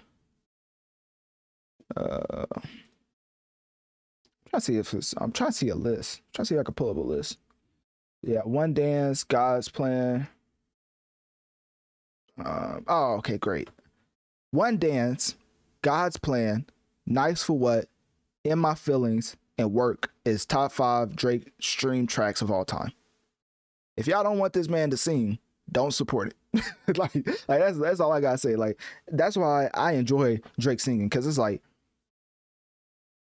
as a person who call myself Analytic Dreamz, and a person who dreams about running up the numbers, as you know, pun intended it may sound, I believe in repeating what works. And if y'all didn't think that he was singing well, then why is the top, not even top 5, the top 10, top 20 is filled with singing Drake tracks?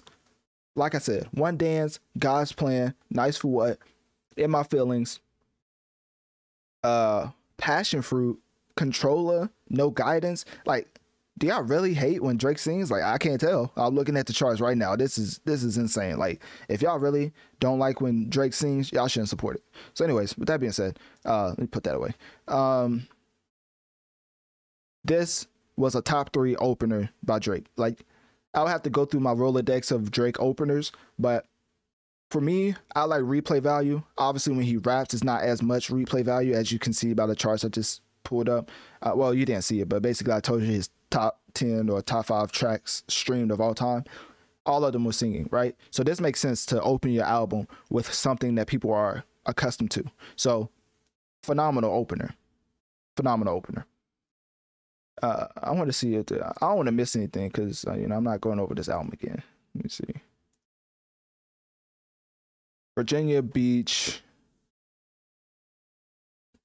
Yeah, let me see. Yeah, that's basically it.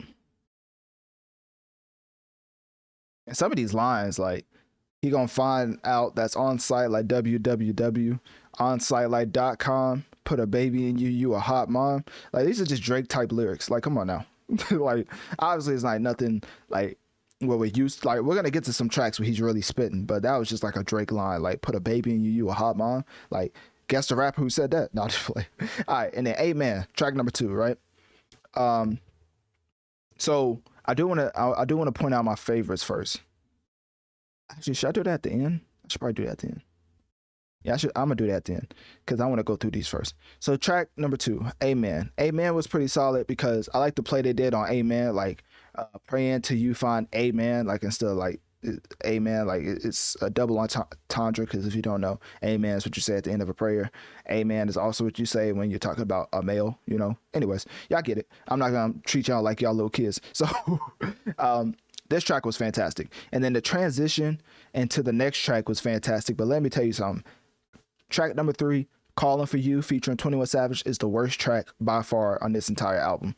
And it's not even bad because of Drake and 21 Savage. It's bad because this man got a whole feature as an interlude. I'm like, bro, whoever was in this interlude, like, I would be looking for some residuals, some pubs, some royalties. Like, ain't no way you're gonna have me at the majority in the middle of the track, mind you.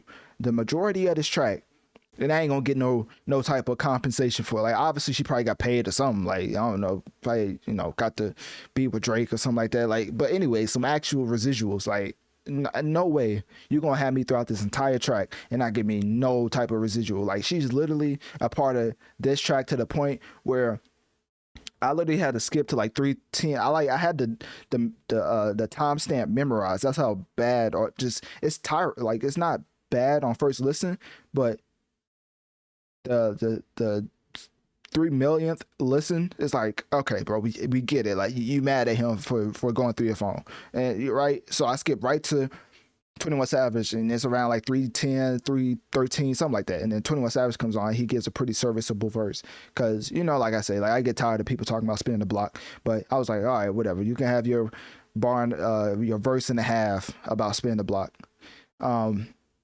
So yeah, this track is the worst on the album, not because of the quality, simply because the interlude is in the middle of the track. And I also cover video games. So one thing that video games do when something's just outlandish, they put a patch, right? They give you patch notes and they patch whatever. It just shouldn't be there. This interlude in the middle of the track should not be there. I don't know if he thinks that DJs are gonna go cut that out, but the average consumer is not cutting it out. They're just gonna skip the track in its entirety. So please take that out. I need a hot fix. I'm begging you. Please give me a hot fix for calling for you, because I'm not gonna lie, these top 3 tracks would be phenomenal if it wasn't for that interlude in the middle of calling for you. It's completely horrendous. Take that out. With that being said, let's go to track number 4. Fear of Heights is one of Drake's best songs ever. It's a top 10 Drake song ever, like ever. Like I'm not even exaggerating. I'm a Drake stan. I listen to a lot of Drake. Fear of Heights is what you want. Singing, rapping, both of it, very catchy, melodic, Drake type chorus. I mean, I don't know what else you would, if you was like, play the quintessential Drake track, I would play Fear of Heights. The way it starts off is so Drake. Like he literally said, he was like, and the sex was average with you. Yeah, I'm anti because I had it with you. And if you don't know, he kept saying anti because that was Rihanna's last album, and this was specifically talking about Rihanna. So this man was like, sex was average with you. Yeah, I'm anti because I had it with you. Okay, I'm anti like your daddy's sister, because playing off auntie. Anti like a family picture, playing off auntie again. And I had way better expletives than you, TBH. So such a Drake thing to say. Yeah, that man, he's still with you. He can't leave you. Y'all go on vacation. I bet it's Antigua. Basically playing off Auntie again. And then at that point, I'm like, bro, is this like a Rihanna diss track? I'm like, what is this man doing? Like, at this point, I'm like, okay, well, I'm pretty sure that, Rihanna's like happily married with A$AP Rocky. So I'm like, why wouldn't he just let that go, right? So, and then he kind of is like, you know what, let me stop. And then at the interlude, he's like, you know what, forget it. Let me go. And then when the beat switches, y'all thought Sicko Mode was fire. This is a whole nother level. When the beat switches, he gets into a chorus, he gets into a bag that's like, nah, that's it. That's it right there. Like, imagine being in the studio and that beat switch, and then that's it right there. Like, cause he gets into the, you make me want to cuff you like the law, you make me want to work you like a job. But basically, Drake is the best, the greatest at giving choruses that it's applicable to everybody. That's why if you ever notice, some rappers make choruses specifically to certain events. Drake makes every one of his choruses applicable to the general population, which is why it's so popular. Like, you make me want to cuff you like the law, make me want to work you like a job. I know you're a cab, but can you make that? Like, come on now. Like, every guy could probably be in the club saying that. Like, I'm not gonna lie to you. And then he gets into the verse, and the verse was it. I ain't gonna lie. It's like one of those where it's not lyrical, but it keeps you captivated to the point where it's like, oh, this is a club anthem. Like, this is it. Singing, rapping, melodic, Drake type chorus. Nah, that's top 10 Drake track of all time. So anyways, track number 5, Daylight. Like, this run is insane. Like, for people to hate on For All the Dogs is like I understand because music is subjective, but dang, man, what more can Drake do? Like, this is it right here. Like, this is a classic.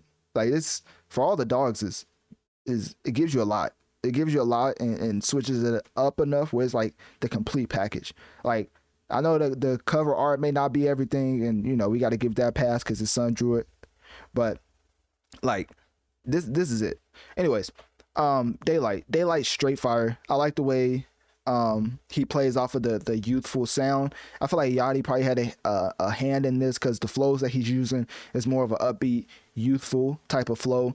And when I say youthful, I mean like some of the things he's talking about is very interesting. I mean, anytime Drake says I'm geeking, I just automatically think Yachty has a hand in it. So I'm not mad at it, but I thought this was pretty serviceable, solid track, and the repeatability is going to be through the roof because he's repeating the chorus like Playboy Cardi effect, and it actually works. I think it's like a Drake Playboy Cardi impression that actually works. And for me to say that is like, I think Playboy Cardi's trash, but no, not Playboy Cardi. I was thinking about Lil Yachty. My fault. I like Playboy Cardi's last album. Let's not get that twisted. I like Playboy Cardi. So, anyways, yeah, it was Drake doing a Playboy Cardi impression, but because Lil Yachty had a hand in it with the whole I'm geeking. Like, I don't think Drake's in the studio like, oh, I should say I'm geeking hard, don't know what to take. Like, I think that's Yachty influence, and I think Yachty's trash. But as far as being a writer or a helper, if that's what you want to call it for Drake, I think it was pretty. I think it was a nice mixture right here. I know a lot of people don't like that he talked about the TPS, think that I caught a body, internet swear that I bought the body, take more than that to go pop somebody. Them exodus talk about everybody, so low key I'm happy they got somebody. Kind of hinting towards the X situation because XXXTentacion got assassinated, that sounds rough, got murdered for over, I guess that's the same thing. Anyways, so RIP, I'm not trying to be disrespectful or I forget the word. Anyways,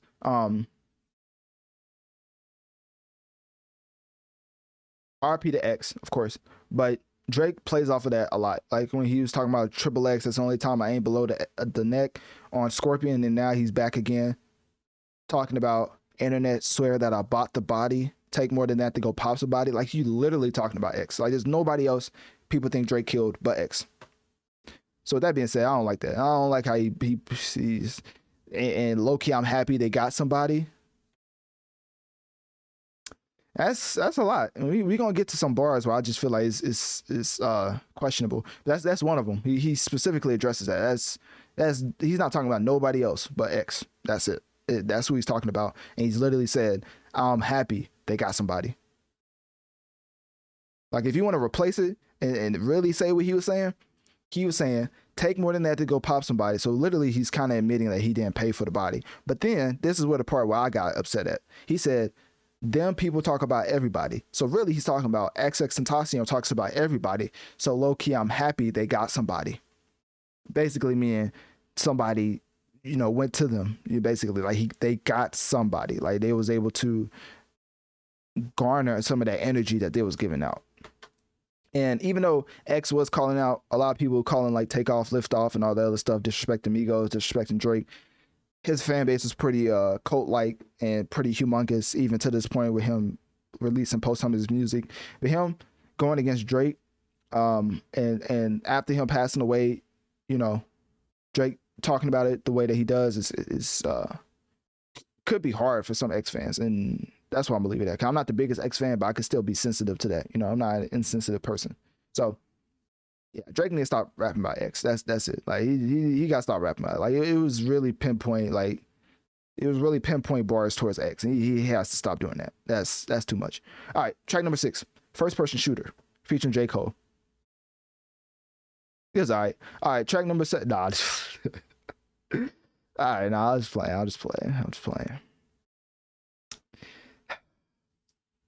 I'm a Drake fan. Y'all know that, right? I'm gonna keep reiterating that because hopefully y'all can tell by this review. Deep breath again. That's tough.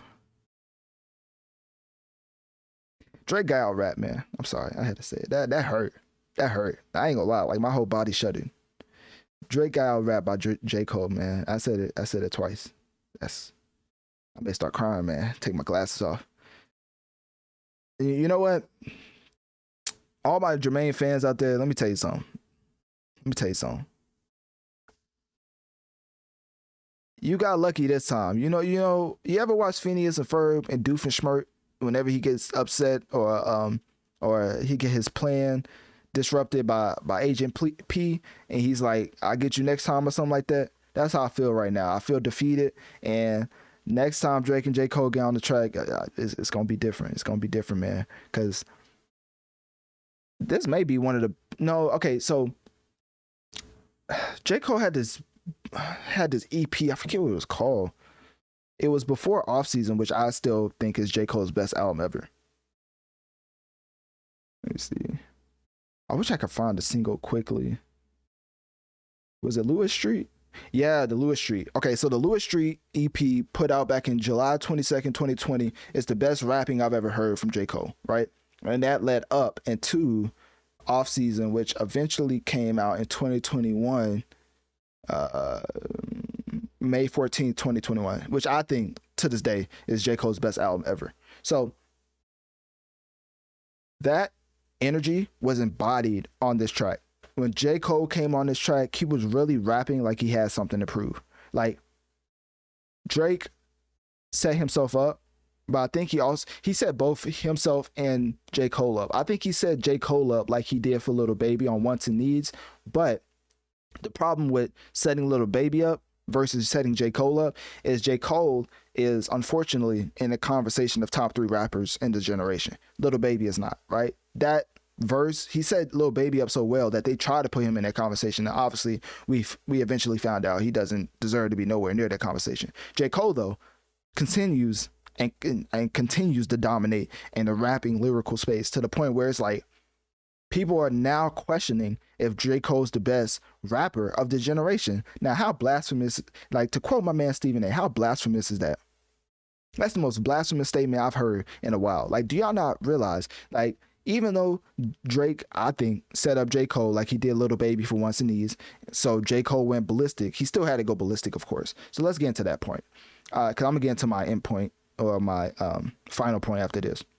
So basically, I knew it was over when verse 1, Drake was saying, say it then, who to go, who to go, who to go. Apparently, Drake and J. Cole was in the same studio when they made this record, right? So the thing with this record is that if you have 2 lyricists that could be trying to acquire the GOAT status, and you have somebody screaming they're the GOAT in the studio while you're just sitting there, you gotta know that's gonna make your blood boil. It's like if Tom Brady saw Peyton Manning at the Super Bowl podium after he beat him, and he was like, who to go, who to go. It's like, nah, bro, I gotta get you now. Like, nah, you really talking crazy while I'm right here, you know? So J. Cole went crazy, got into the booth right after Drake, you know, and he started, man. He started.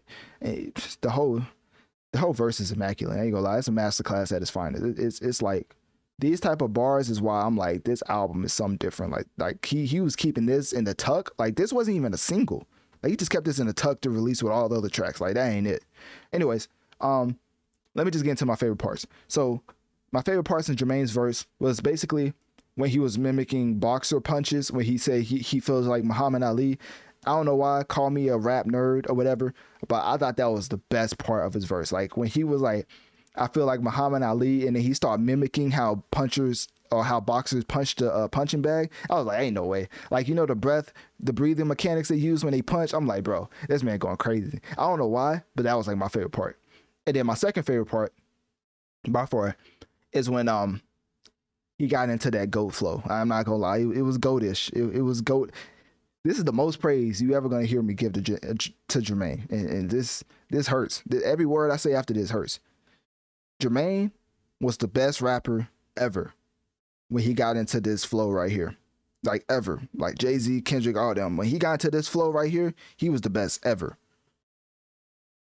This man said, so the flow, when he said, when I show up, it's motion picture, blockbuster, the GOAT with the golden pen, the top toucher, the spot sprayed his whole expletive up, the crop duster, not rusher, but applying pressure to your cranium, Cole's automatic when aiming him, with the boy in the status, it's a state. Nah, that's it. That's it right there. He got it. That's it. Dang. That's it. Nah, he washed and dry cleaned my GOAT, man, on the track. It's like when Eminem ethered Jay-Z on Renegade. That's how I feel right now. It's like, dang, he really did it to him.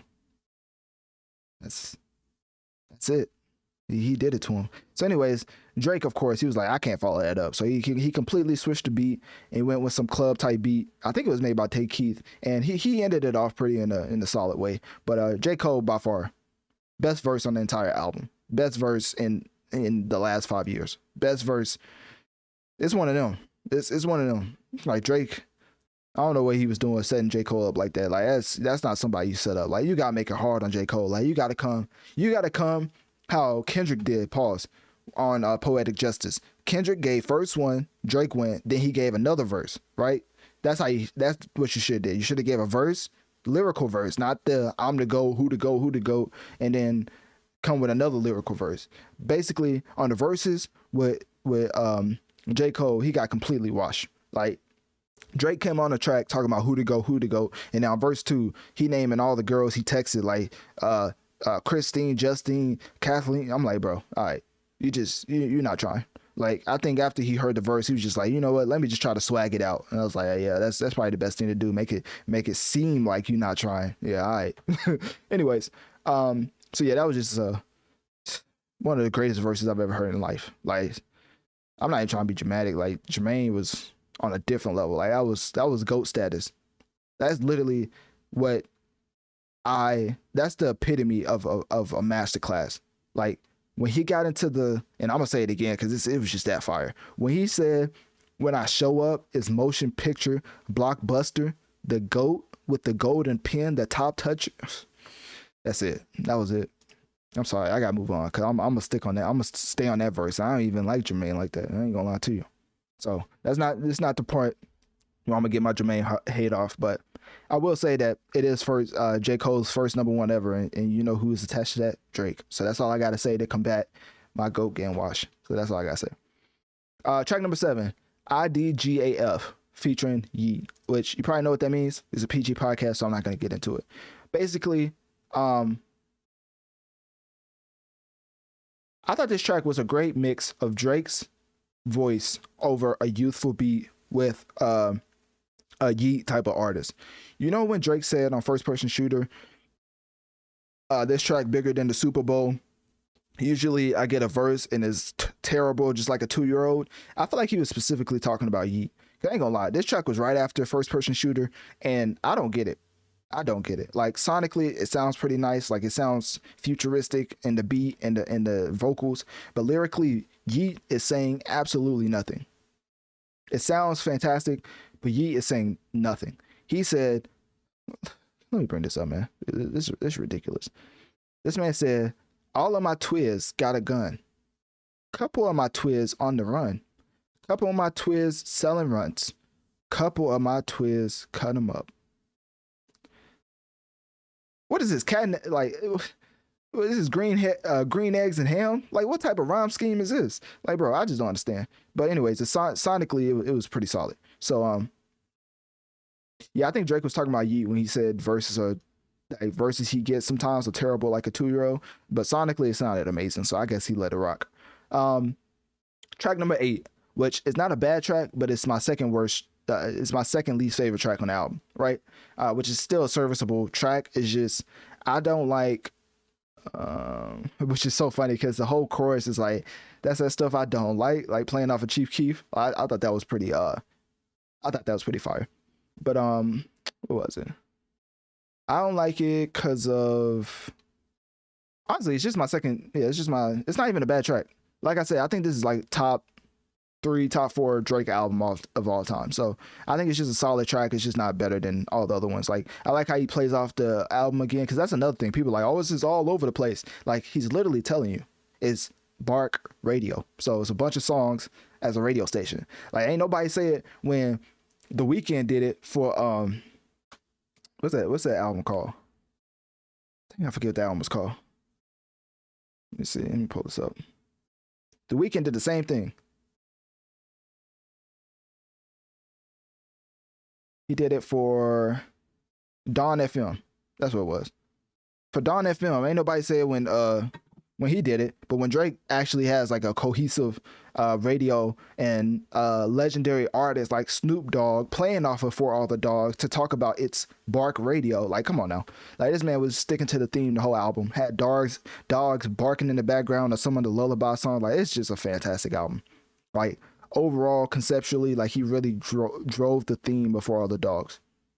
Anyways, so yeah, I thought this track was just solid. Like I think it was one of those mellow tracks. Like after all that hype of J. Cole and Yeet, I think it was a nice mellow. It was a nice change in pace. Like we're getting more into the smoother R&B samples, right? And that's why I believe the single came after that. Because after Snoop Dogg introduced the single by Slime You Out with Drake and SZA, it made even more sense. So I'm not going to review that because I've talked about that in depth. But basically, I think it was a pretty solid track, and I like the way that Drake and SZA played off of each other for Slime You Out. It's definitely 7960 Santa. Can't even talk. 7969 Santa was basically an intermission to get from a high tempo type of vibe to a lower tempo to singing. And I think he accomplished that perfectly with using Snoop Dogg to introduce the single. Because now the single makes sense in the entire project as far as a cohesive body of work. Track number 10, one of my more least favorite tracks, of course, but it's still really good. Like when I say least favorite, that gives the wrong perception because I like all of these tracks. I'm just talking about replay value and what I like. So Bahama Promises is towards the bottom of the list for me. But basically it's a more mellowed out track. Drake singing about, this man sliding down Black Creek. My friends say they want to meet, but I don't have the energy. Like, Drake type bars. And so it was a pretty solid track. I don't really have anything crazy about that. Yeah, that's basically it. Pretty solid track with Bahamas Promises. Let me see. Tried our best. Now let me tell you something. You know how I talked about Fear of Heights? This is another one of them. This is a top 10 Drake track. Like this is another one of them where it's like this is the epitome of what you want to hear from Drake. Like as far as the utmost masterclass of capturing feelings into a track, Tried our best. I think he plays off the do re mi fa so, because that's how the chorus plays. It's like do re mi fa so and then fa so back down and then do re mi fa. I don't know how to describe it, but music heads know what I'm talking about. The chorus that he does is playing off of the keys in a masterclass type of way where it's like, bro, how did you even think about this? And then he kind of doesn't do it throughout the whole track because that would be repetitive, right? So he switches it up and then he ends it off with Ty Dolla $ign out of all people, like just completely perfect execution of a lullaby type of track. And it's just a very phenomenally crafted track. Tried Our Best by Drake is Drake in his like prime. That's like Jordan 96, 97. I'm not gonna lie to y'all. Like if y'all want to talk about Jaded, if y'all want to talk about what Marvin's Room, if y'all want to talk about like this is one of them. Like Tried Our Best is a very, very good track. Like one of them was like, how did Drake even think of this? Like it's, and then the rhyme scheme for the chorus, I ain't gonna beat a dead horse, but the whole do re mi stuff, like and going back down, like that was it right there. So this is probably one of Drake's best tracks of all time. Tried Our Best is one of them. So anyways, and it's sticking with the theme of slower pace R&B tempo type beat. Screw the World was more of a change up, right? It was more of a break. It's like when you're watching the TV show and then it goes into the commercial, right? That's how I treat Screw the World. It's like a nice little change of pace. I don't know if that's Drake rapping. No, I think it's somebody else rapping. It's just screwed up. Yeah, it's DJ Screw. That's what I thought. Yeah. And it's a nice change of pace, but it's not really I really go back to. All right. So after that commercial break, we get back into the album with track number 13, Drew or Picasso. Now, this is one of the tracks I had to listen to over and over to realize what he was trying to say.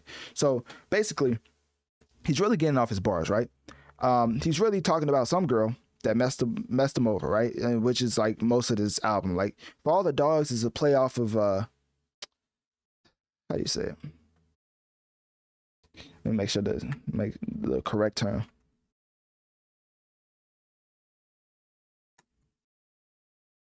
All right, let me see.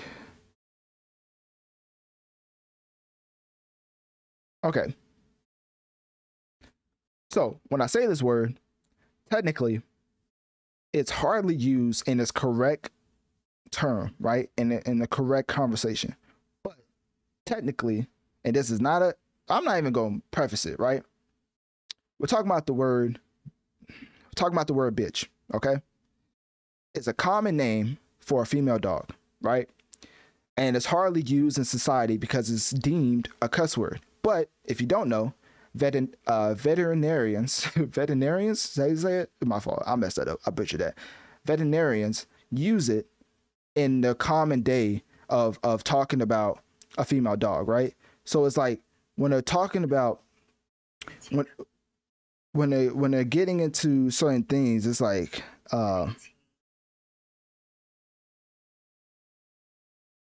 okay. When they're getting into certain names of a dog, it's like that is basically the rendition of why they say certain things, right? It's like if a dog is certain genders, they're not just gonna say, "Oh, it's this or it's that." They're gonna call the female dog a bitch, and then they're gonna call male dogs something else, right? So when you're getting into for all the dogs, it makes so much sense because technically you're getting into the way of prefacing the whole album of being for the women. So when a lot of people say, "Oh, Drake called this album for all the dogs, but it's basically for a bunch of girls," right? Well, technically, he's still making this album for all the dogs. And he says that at the end of this album. I just had to reiterate that because, technically with all that singing, people may be thrown off on why I'm like, oh, this is the greatest Drake album ever. When honestly, I'm just getting into why I believe he is going with this type of strategy, right? So that being said, this track is pretty solid. I do like how some of the things he talks about is very Drake-esque. I mean, he literally talks about let me see, it's one thing he really talks about. Let me see. Oh yeah, okay, right here. This is the biggest Drake thing he could ever say. Like when people talk about this is not Drake or Drake has a certain type of flow that he's not going with, it's basically kind of talking about this right here. He said, quote, "After you said we not expletive again," which, making love, if you know what I'm talking about. Like it's a PG podcast once again, even though I did say the correct term for a female dog. But anyways, we're gonna keep going. So after you said we not expletive again, probably could have made it work again if I was man enough to tell you you was wrong. Man enough to not put it in a song for the world to sing along. If that's not the most Drake thing he could ever say in a track, I don't know what is. People be like, "Hey, I need an old Drake." Bro, this is how long this man been around? This is like 2008 Drake. I don't know how long this man been around. It's been so long. My goat don't fall off, so it's like, yeah, I gotta count the years. Hold on, give me a second. This is yeah, no, this is take care, thank me later Drake right here. This is 2010, 2011 Drake talking about, "Oh, I could have put you in the song for the world to sing along." Like, come on now. Like, who else can say that but Drake? Like, come on, man. Anyways, so yeah, side tangent. If my parents listening, just know I'm going over the specific term for female dog. Hopefully they don't kill me. If y'all clip this and send it to them, which, if y'all do, hey, y'all better keep the full context. Anyways, all right, let's keep going. All right, so tried our best. Is that where we was at? No, we wasn't. Drew a Picasso. Oh, here we go. Okay. So basically, let's get into members only, right? Featuring Party Next Door. Members only is my personal favorite, right? I don't think it's like anything better than like it should be, because for me, I have certain tracks that I enjoy, right? And then for other people, they have tracks they enjoy. Personally, I gravitate towards members only simply because I like when Drake and Party Next Door get on a track and just go crazy. And the last time they went crazy, I'm gonna keep bringing this album up because this was also a classic that a lot of people hated on. But Scorpion was another album where they came on and just went absolutely crazy. I don't know, I'm tripping. That was Ty Dolla $ign. I'm talking about the track After Dark. That's kind of how this track gave me. Like, as far as a certain vibe that was just straight singing and basically trying to court your significant other, you know, whether which way you swing or if you swing both ways, you know, to each his own. But whenever you're trying to court your significant other, you know, I feel like this is the type of track that would come on, you know, just like After Dark by Drake and Ty Dolla $ign on Scorpion. It's just that type of feel where it's like, bro, like when Drake and Party Next Door be making these tracks in the studio, like, do they have like girls to like be the A&R for these tracks? Like, I just gotta know, like, ain't no way they be in the track, be in a studio saying like, hey, but what would you say to a girl? I'll say this, this, and this. What would you say to a girl? I'll say this, and then they get in the studio and do it. Like, ain't no way, bro. They gotta have girls helping them out something, cause you know if they don't, may have to bring up that Charlemagne line again when he said there's gay, there's straight, and there's Drake. Anyway, so that's how I feel about that track, man. It's my personal favorite. With that being said, let's get to track number 15. So, track number 15 is What Would Pluto Do? What is this? Oh, yeah, this is more up-tempo one. Okay, so What Would Pluto Do is literally Yachty, right? There's like Yachty's influence all over this track. But with that being said, it's fire. Like, a lot of people critique Yachty for helping out on Drake albums, but the ones that he obviously has a hand in, like when Drake's using his background vocals or when he's actually on the track, like later on in this project, I think it's straight fire. Like Daylight, I thought was fire. What Would Pluto Do is straight fire. Like Yachty really helps out Drake in the studio, and that still co-aligns with my point where Drake trying to attach himself to the youth, because I don't know if Drake had a Sci-Hi the Prince write for him like Kanye West does. I don't know if it'll be that same receptiveness to the material, because you look at Yachty, you look at the younger sound, and now you don't look at Drake like a 36, 37-year-old. You look at Drake like a younger artist in terms of sound, because his sound is being inspired by a younger artist. So now you're like, well, Drake is keeping up with the times rather than Drake is stuck in his ways. Like, which narrative do you think Drake will want? Stuck in his ways or keeping up and adapting to the times? Which narrative do you think Drake wants? Like, obviously at the beginning of this review, with me literally showing you my case of him using the rollout against old heads as promotion for All the Dogs, that's the type of, you already know what type of direction he chose, right? So What Would Pluto Do is straight fire. Up tempo. Yachty had a great hand in this track, and was there something he said in this track? It's one of these Yachty tracks that I really gotta point this out, because it's this is it right here. No, this is the track. Okay, let me tell y'all something. Now, I told y'all how I felt about X, right? It's the same way I felt or I feel about this bar right here. And I'm not going to say like why, because it will go into a very morbid and dark territory, you know, on some Pizzagate type beat, you know, and I'm not going to go there because it's not one of them type podcasts. But all I'm going to say is this is probably the darkest double triple entendre I've ever heard from Drake. Like, in all actuality, he could have chose a better bar, right? And okay, I'm gonna stop beating around the bush. So basically, let me find it. Where is this at? This man said, okay, so he's playing off of Joke, Hopes, and Coach, right? He said, swear I want to tear you out. I can't talk. Swear I want to tear your box out like a coach, talking about a woman, right? Get inside and bend a dick just like the Pope, because if you don't know, the Pope to Benedict. But also, I'm not going to explain it, but y'all know what I'm talking about. This is the darkest triple and double entendre I've ever heard from Drake, and I'm gonna leave it at that, because we may have kids listening, and hey, that's why I pointed that out in general, because we not condoning that. No siree.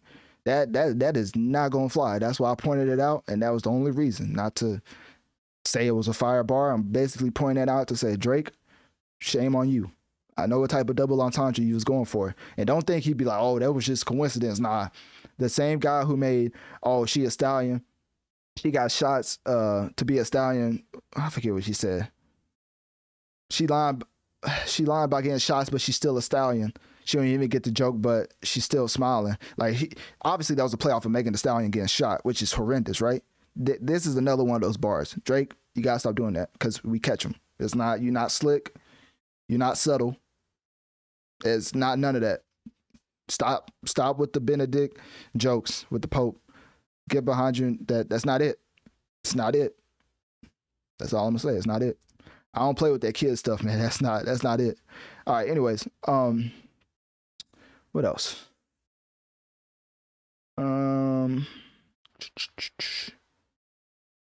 Track number 16. All right, let's get more into lighthearted. All right. Yeah, I was serious about that. I don't like that.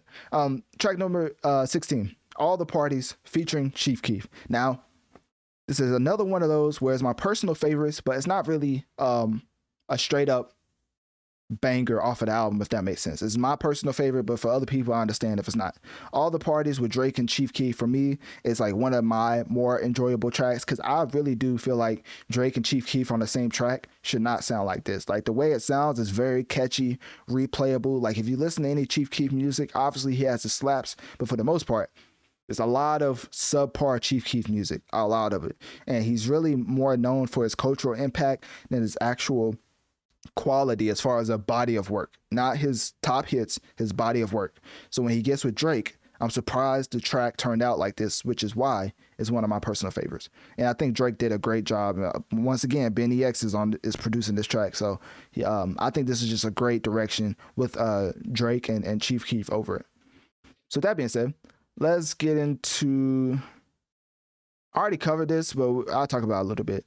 8 a.m. in Charlotte is why I think this album is a classic, right? He has another track like this at the bottom of the album. I haven't got to it yet, but having both of these showcased to me that he can still rap like this. He still is one of the greatest rappers ever, and he is the greatest hip hop artist ever. So rapper and artist is different for me. Like, I don't have them in the same boat, but I will say that Drake is one of those where he can rap when he wants to, make catchy melodies when he wants to, sing in Spanish when he wants to, which we'll get to that track. But basically, this cemented to me that this album is a top 3 album in Drake's discography, because it's like, how much can you ask for from one man? He's giving you lyrical bars. He's giving you youthful bars with not as much lyricism, but a lot of replayability in it. He's giving you slowed down R&B tempos with Tried Our Best, and the track with SZA, of course. He's giving you, okay, I haven't got to it yet, but he switched up the genre. I'm gonna get to that in a second. But so focusing on this was cemented the album for me, because I need these to say it's a top 3 Drake album. Like, if you're not showcasing on more than 2+ occasions that you're still one of the greatest rappers that's touched the mic, pause if needed, then I can't put your album up there. So for this to be on here, that's why I think that as a body of work, For All the Dogs is one of Drake's best albums ever. All right, with that being said, let's get into track number 18. I ain't gonna lie, this is the funniest title I think Drake's, like, BBL Love is such a Drake title. I'm not gonna lie. Like, it's just so many things. It's like Drake plays into Drake's the type of person that will close the door with his hips, right? He's the type of person that will title a track BBL Love. And look, here it is for the world to see. Track number 18, BBL Love. And in parentheses, it says interlude. I literally think it just should have said track. Phenomenal track. Very slowed down. Drake singing his heart out. I mean, he is singing on this track. He's like, can you feel it? Can you feel it? Repeating that over and over and over. Like, I'm like, bro, if that ain't a Drake thing to say, I don't know what is. And then also he was like, they say love like a BBL. You won't know if it's real until you feel one. I'm just gonna leave you with that. That track is phenomenal. That is one of them. That's one of them overall excellent masterclass performances of how a Drake track should sound, and it's just straight fire. All right, let's get into Gently. Now, not gonna lie, after listening to Drake and Bad Bunny once with MIA, it really turned me away from this track. Simply because I knew what they could achieve, and with Gently, it was not even close to MIA. Now, I know you shouldn't like compare each and every collab to the other one, but I did, and I will continue to do so. So, yeah, Drake and Bad Bunny could have came way harder. I think it's pause, but it's more of like it's more of a structure than a performance base. I think Drake gave a great performance. I think Bad Bunny gave a great performance. There's no chorus. Where's the chorus? Like, just because it's two humongous names on the same track doesn't mean it's gonna blow up. I mean, just look at the Weeknd and Post Malone track. That came and went, and that's the Weeknd and Post Malone on the same track. Like, where's the chorus for Gently? Like, it's not it. I don't care if there's a beat switch. There needs to be a chorus. Like, even the greatest of the greats still needs to follow the formula of a song structure, and that's how I feel with Gently. So I think it's one of the lesser, quality wise, is one of the lesser tracks on the album. But I still think it's solid, of course. When I talk about the greatest album in Drake's discography, just think none of these tracks are bad. None of them. It's just things they could change. So Gently is just subpar. It's one of the more subpar tracks on the album. All right, so then we have track number 20, Rich Baby Daddy. Yes, ladies and gentlemen, you read that and heard that correctly.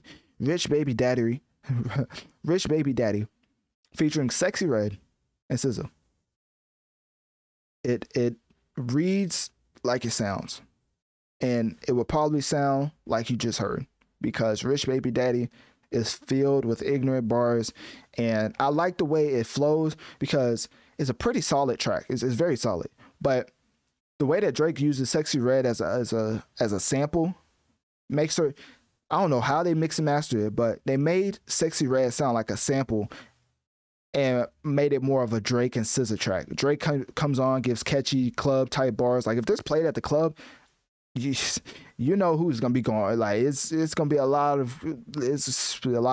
and they're gonna be going crazy to this track. So I think it set out, or it did what it set out to do. SZA came on in a unique flow that I did not think that she would be comfortable in, as far as the pocket, and she killed her verse. Drake killed his verse, and there's a reason why they literally cut Sexy Red's verse in half. They used it as a sample and then got her up out of there. Like, she barely had a verse on this album.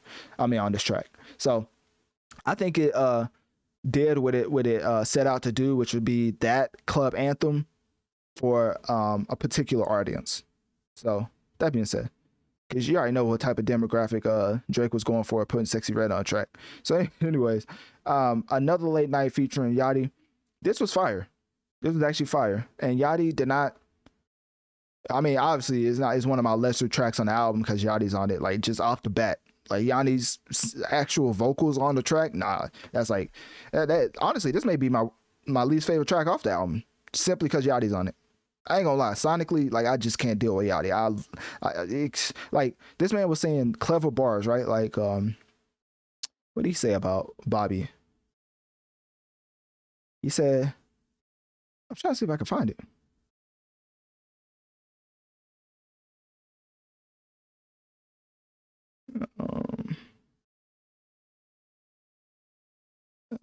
He said that Billie Eilish bar was interesting. Was he shooting his shot? Seemed like it. I'm trying to find it. It was like, he said he boosted a white girl up, but oh, here he is. Boost a white expletive up, and now she thinks she's really popping. So that was it. I mean, that was it. It's not really too much you can get into a Yachty verse, but sonically, just one of the worst tracks simply because Yachty's on it. I'm sorry, but Drake, you can use Yachty all you want as background vocals and inspiration for your tracks, but putting him on the track automatically, for me, as a person who despises the way that Yachty sounds, I can't listen to it. So another late night is probably my least favorite track off the album. With that being said, track number 22. Oh, here we go. Yeah, this is it. This is what cemented for me that this was a top 3 album in Drake's discography. A lot of people are like, bro, Drake needs to grow up. Drake needs to stop hanging out with 25-year-olds on some Joe Budden type beat.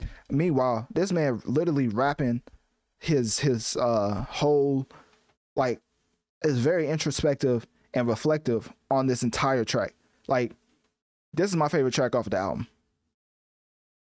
Quality wise, Away From Home is my favorite track off the album because he's getting into the aspects of why I like listening to rap. Somebody taking their unique life experiences and putting them into music for the world to hear and replay.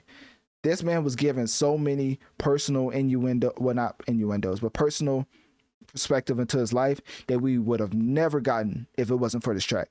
That's why when Academics got mad at Yachty for basically saying that Drake doesn't have some of his all-time verses on For All the Dogs, Academics is wrong. Like, this is one of Drake's all-time verses on Away From Home.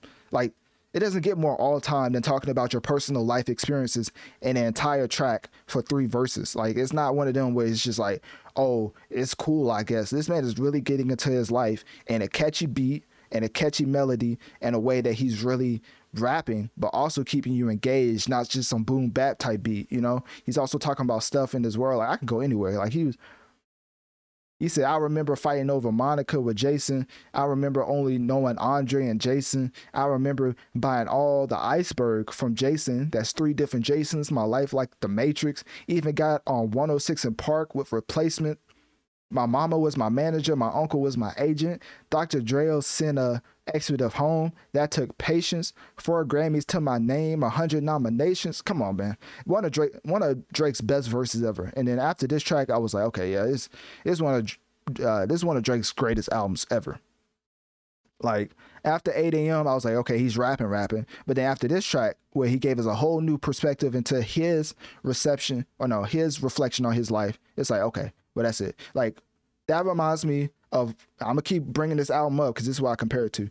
This reminds me of when Drake was rapping on March 14th on Scorpion. That's what this reminded me as far as the amount of reflection he did on his life. And one of the biggest things that showed me it wasn't just fluff. Like, he was actually giving his honest personal reflection of himself is when he said, let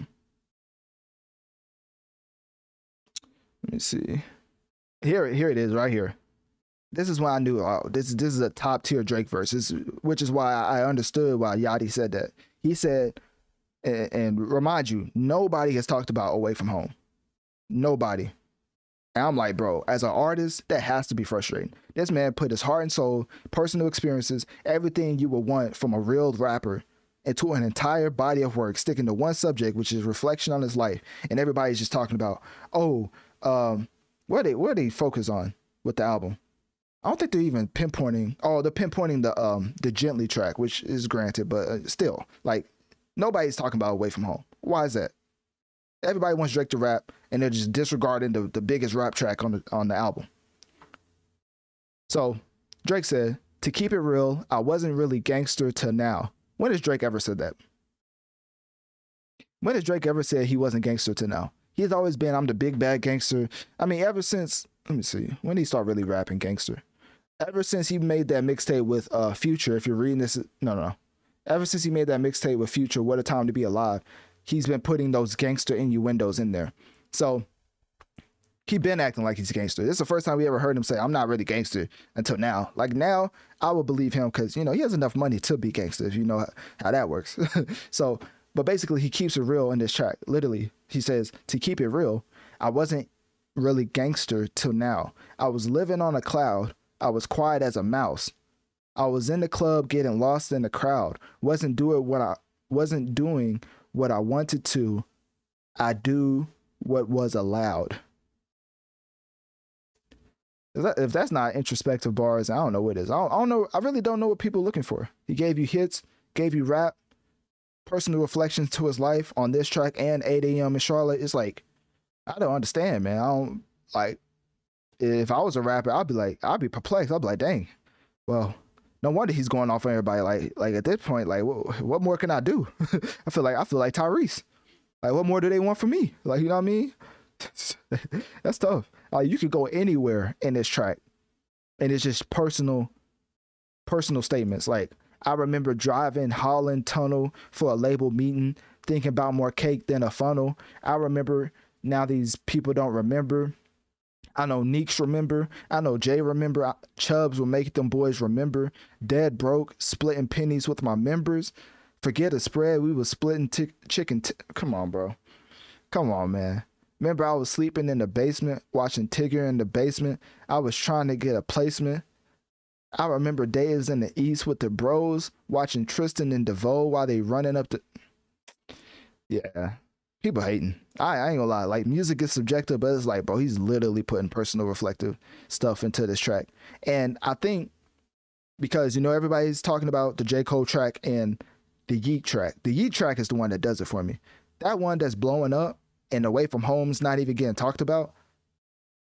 No wonder Drake's like hanging out with Yachty and stuff like that. Like, y'all want to pay attention to the real bars? I ain't heard nobody. I ain't heard Charlamagne, Academics, Joe Budden. And not like they supposed to, but it's like, especially Joe Budden as a rapper, nobody's going to talk about Away From Home. Nobody's going to bring up Away From Home. Like, you would have thought this track didn't even exist on the album. That's what I was like, bro. Like, when I get my review, I have to like stay on this track because this track is not getting the love it deserves. This is by far the best track on the album. As far as quality level, sticking to the subject matter for the entire track, which shouldn't be a point, but nowadays it is because everybody talking about spinning the block and not nothing reflective on their life. It's just apparent that people gravitate more towards the popcorn bars than they do to real quality bars, which is why it makes sense why there's not too many of these. There's Away From Home, ADM, and Charlotte, and if I was to go back, I don't know the other one. Let me see. Was there another one he was rapping? I think that was basically it. Yeah, so there's only 2 on here out of 23 tracks for a reason, because everybody wants to focus on just the popcorn lyrics rather than the greatest track on the album, in my opinion. Obviously, I gotta say that, which is Away From Home. So yeah, I think that's probably very discouraging for Drake. But at the end of the day, I mean, you even look at the numbers, 119. All these other ones are way above that. I mean, Tried Our Best isn't, which is surprising, but everything is way above. BBL, the interlude isn't, but that's it. It's an interlude. So anyways, let's get into the last track of the album. I think after he got his bars off, his personal reflective, stuff off, gave people what they supposedly wanted in him rapping, he finished it off in a way that I believe he wanted to, which is singing about a female dog. It's called For All the Dogs, which, if I have to reiterate, actually, I ain't gonna say too much because I don't want my parents to be like, hey man, why you cussing on, it's supposed to be a PG podcast. And I ain't gonna lie to you. Technically, it's still a PG podcast. I was just letting y'all know the correct name for a female dog. And veterinarians use it all the time without batting an eye. So, hey. But anyways, this is why Drake finally reveals on the last track of the album, which is why it's like the whole album is so cohesive to the point it's like, dang, like this is a great and amazing body of work. At the end, he's like, he says it right here. I don't know if he puts in the chorus or not. I don't think he puts in the chorus. I think he puts in the verse.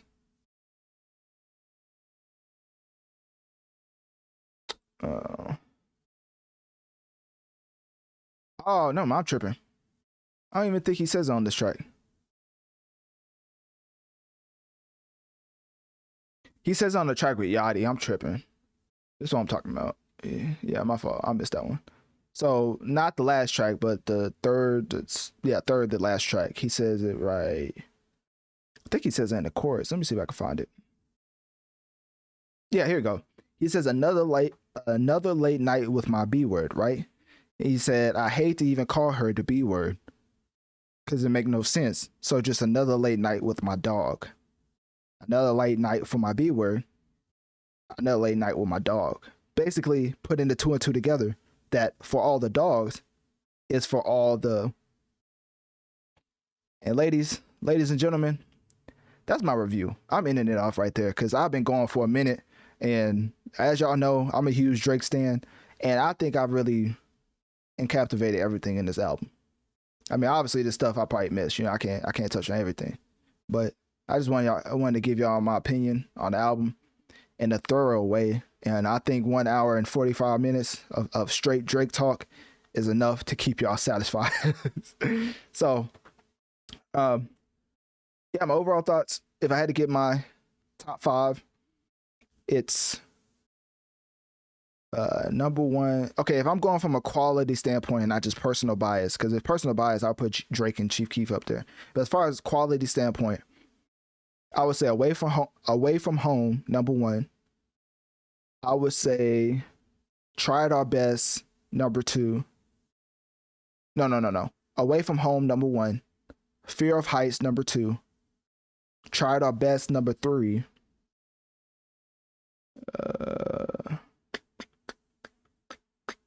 First person shooter. Actually, I don't know, bro. I'm not a Jermaine fan, and that's just him going off. I can't do it. I'm sorry. I can't do it. Y'all gonna call me a hater. I can't do it.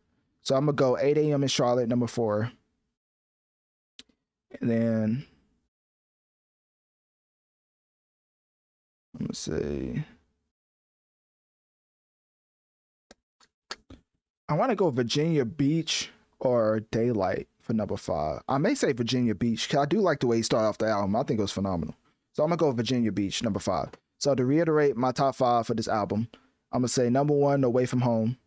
Number 2 is I forgot my list already. Number 2 is Fear of Heights. Number 3 is Tried Our Best. Number 4 is 8 a.m. in Charlotte. And number 5 is Virginia Beach. And with that being said, that is my review for Drake. Oh, and also as far as the landscape of Drake albums, I know a lot of people is probably like, bro, ain't no way you gonna say it's a top 3 Drake album and not give us your list. So I was going over it, right? And my list right now. So Drake fans, get ready to kill me because I'm giving you my top 5 list. Number 1, as far as like best Drake albums, I'm gonna say Take Care. Number 2, I would say Nothing Was the Same. Number 3, I would say Scorpion. And then number 4, I would say For All the Dogs.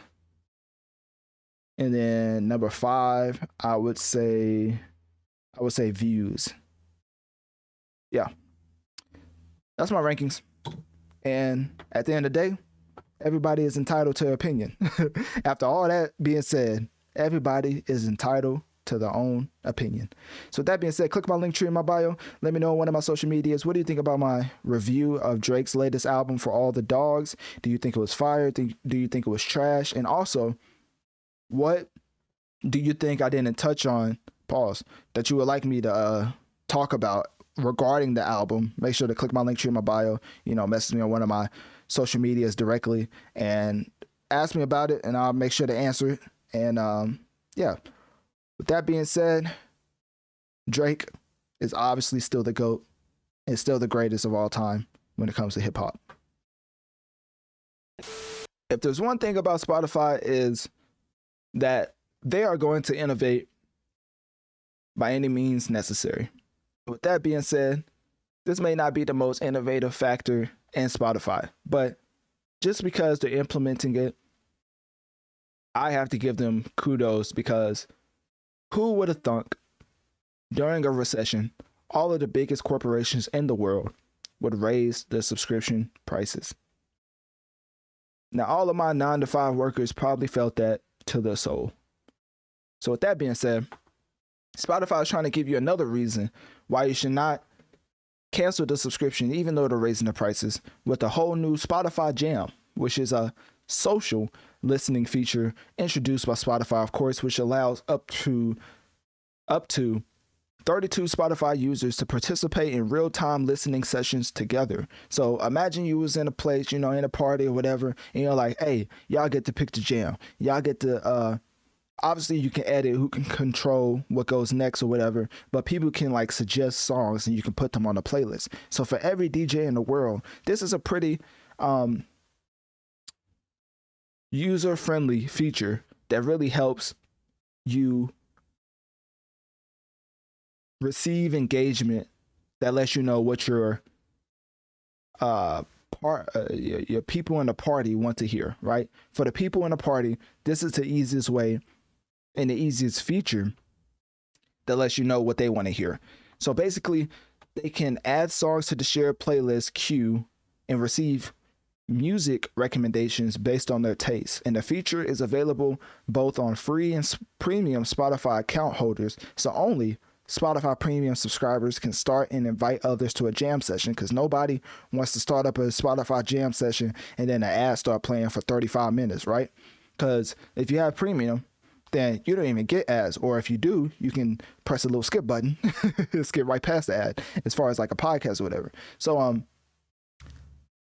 Premium subscribers can only start and invite others to jam sessions, and hosts can manage the jam, control the track order, and remove songs.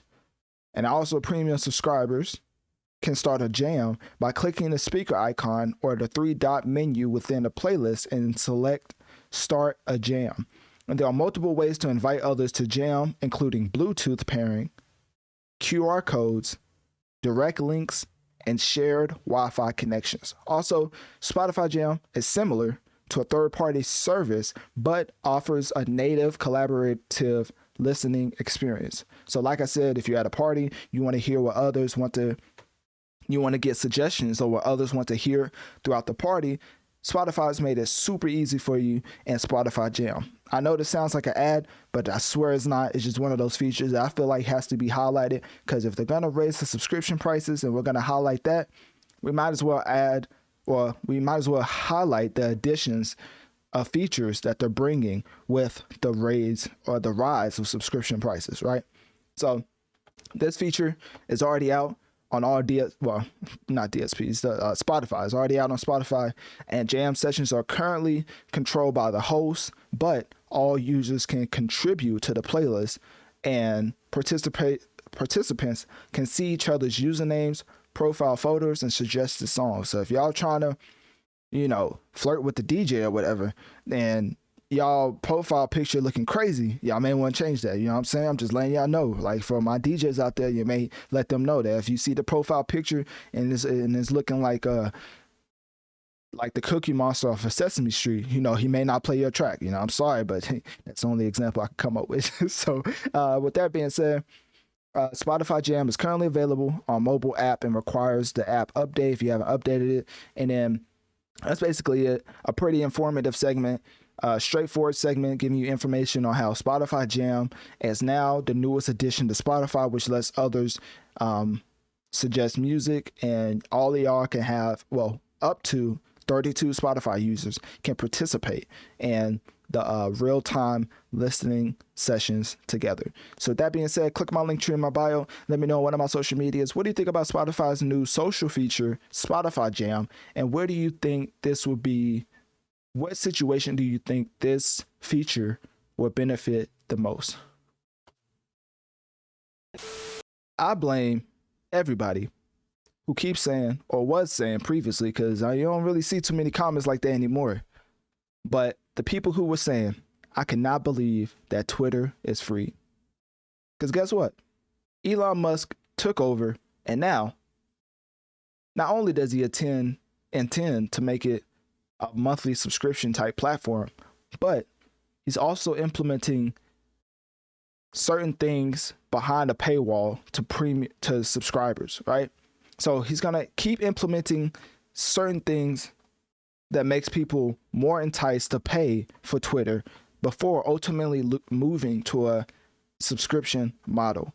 So enjoy Twitter for free while it lasts, because it's not going to last too long. But besides that, Elon Musk now plans to remove likes and comments from the X homepage, but we're not even talking about that, right? Because that's some Kanye West type beat. He been said that about like Instagram. Like, why is likes on there? It's only meant to make people more depressed and compare, which, he really does have a point with that, honestly. That's why I think Instagram made it a feature to where you can turn off your likes, which I think that's the most, for people who can't get off the internet, I think that's the most, that's a mental health type of change to the platform. I know y'all gonna think, oh, what you mean mental health? I'm being so serious. Some people, comparison is like the thief of joy, right? Not like, comparison is the thief of joy. Look at somebody who has like a bunch of likes and you don't have as many likes, you'll think that person's better than you, when all actuality it's just a social media platform, doesn't affect real life.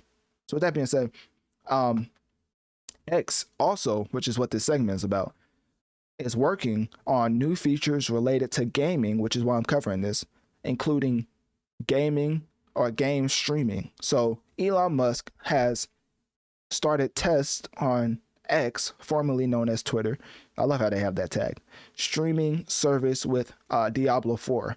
So PS5, Xbox Series X and S will be able to stream to X, providing a new way for influencers and users to broadcast live from their gaming machines. The release date for this feature, of course, is uncertain. Probably will be behind a paywall. Well, most likely would definitely be behind a paywall. But the target for this, right? The goal of this is so that other streaming platforms like Twitch and YouTube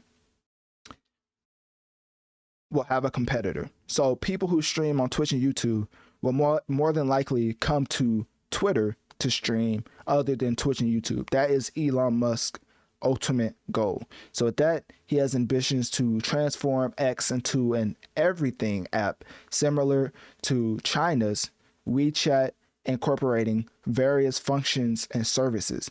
X has already obtained money transmitting licensing in multiple US states, so he's trying to turn X into like a cash app to where you could put your money in and out of it. And I don't know if he wants to turn it into some type of investing platform, but hey, I'm just letting y'all know what I've been reading on plethora of articles. So best believe this is not coming from an uninformed place. So let's keep going. X's CEO, Linda Yaccarino, I don't know how to say that, envisions it as a platform for ultimate interactivity centered around audio, video, messaging, payments, and banking powered by AI. So when they're talking about an everything app, they really mean everything, which is why they try to change, well, not try, they changed the name from Twitter to X because they wanted to encapsulate everything.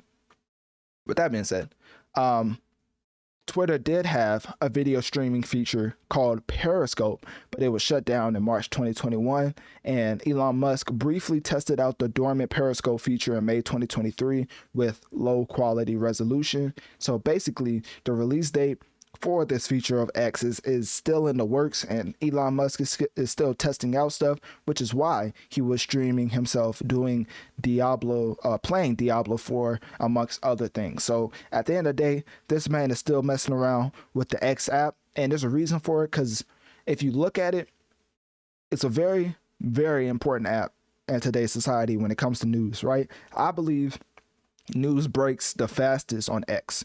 Every time, I have notifications on all social media, well, not all, but like most of the important ones. And for X, news comes to me way faster than any other platform. So it makes sense why he's doing this and why he's going in the monthly subscription model. Do I like it as a consumer? Of course not, but I can see why he's making these changes. And for my gamers out there, just know or get ready for X to eventually have a feature related to YouTube or Twitch when it comes to game streaming. With that being said, click my link tree in my bio. Let me know on one of my social medias. What do you think about Elon Musk completely taking over Twitter, changing it to X, changing it to a money transmitting platform, changing it to a live streaming platform? What do you think of it trying to change it into an everything app, quote unquote? And do you agree with Elon Musk's strategy for X, formerly known as Twitter? Getting into the overview of the pod for episode 130, of course, Drake versus Hip Hop Media was the overview of the top of the episode. But for the first topic, we got into NBA 2K24 and kind of talked about how it's one of the worst rated games on Steam ever. Well, not Steam. It's one of the worst rated games on Steam ever.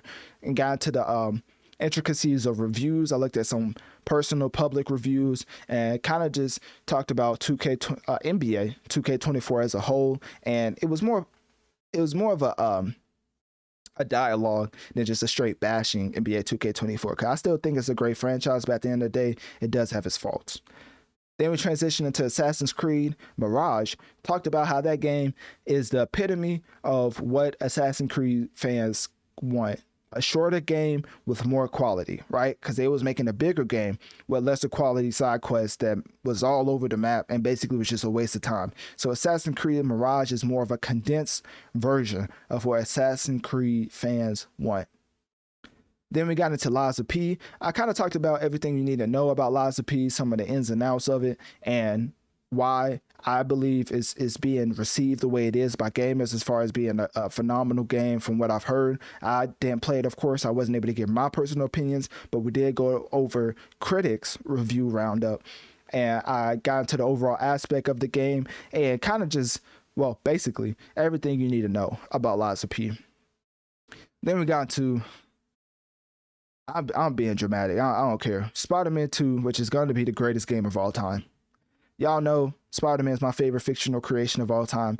With them coming out with the video game titled Spider-Man 2, which is a sequel to the original Spider-Man PS4 that I, to this day, believe is by far the best Spider-Man game ever made and the best Spider-Man rendition we've ever received. I don't care MCU, Tobey Maguire, Andrew Garfield, none of the stories of Spider-Man has been told better than what Insomniac is doing right now. So when Spider-Man 2 comes out, let's just say it's going to be egregious levels of sweating going on and no lifing, because I'm going to beat that game. So obviously, and I'm going to beat that game over and over and over. Y'all get the point, right? Spider-Man 2 is one of my most anticipated games of all time as a gamer. Then, and only then, that I get into the GOAT, the mascot of hip hop, and just the overall embodiment of what a successful hip hop rapper looks like. As Drake is one of the greatest of all time in the music industry, but when it comes to hip hop, he's by far away the GOAT. So with that, I got to his album. I really broke down his rollout for the album and what I thought he was trying to, well, no, not I think, I really do feel like I pinpointed his marketing strategy for All the Dogs. So you have to listen to that thing entirely if you missed it. And I believe that Drake successfully completed his mission for his rollout, which was going against old head hip hop media. So with that being said, I laid out my case for that. And then I got into my review of Drake's album For All the Dogs, kind of talked about every single track, got into how I felt about it and just how my feelings were towards that project. And I think you'll be surprised on how much I was into this project. Then we got into Spotify, talked about how they have a new feature called Spotify Jam, which could be every DJ's best friend if done right. But of course, you'll have to have that Spotify Premium. So even though they're raising subscription prices, they still want you to pay that as to hide these additions behind the paywall. So with that being said, Spotify has introduced a new feature called Spotify Jam, where users can collectively control the playlist they are listening to. And with that being said, hopefully the DJs out there take advantage of that feature.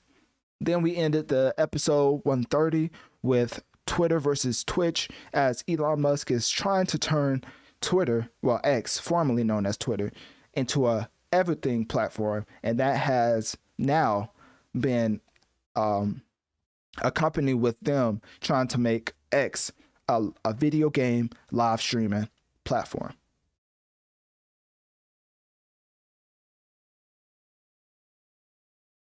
So that was about it for episode 130, Drake versus Hip Hop Media. Thank you for everybody who tuned in to the Notorious Mass Effect podcast, either after it was uploaded or for my people tuning in live. I appreciate y'all. For my people over at Wisdom, Kick, and YouTube, appreciate all of y'all for tuning in live or after the fact. And of course, don't be afraid to send me a message or an email letting me know what you think of the show and what you want me to talk about in the next episode. Click my link tree in my bio to access my social medias and keep up with my latest activities. If you want to support the show financially, click my Cash App link located towards the bottom. Make sure to change that again. Bottom of my link tree, as it helps the show overall. Make sure to share this podcast and rate this 5 stars on whatever platform you are currently listening on, as this helps the show reach more people so we can grow together and affect the masses. Thank you for tuning in to another episode of the Notorious Mass Effect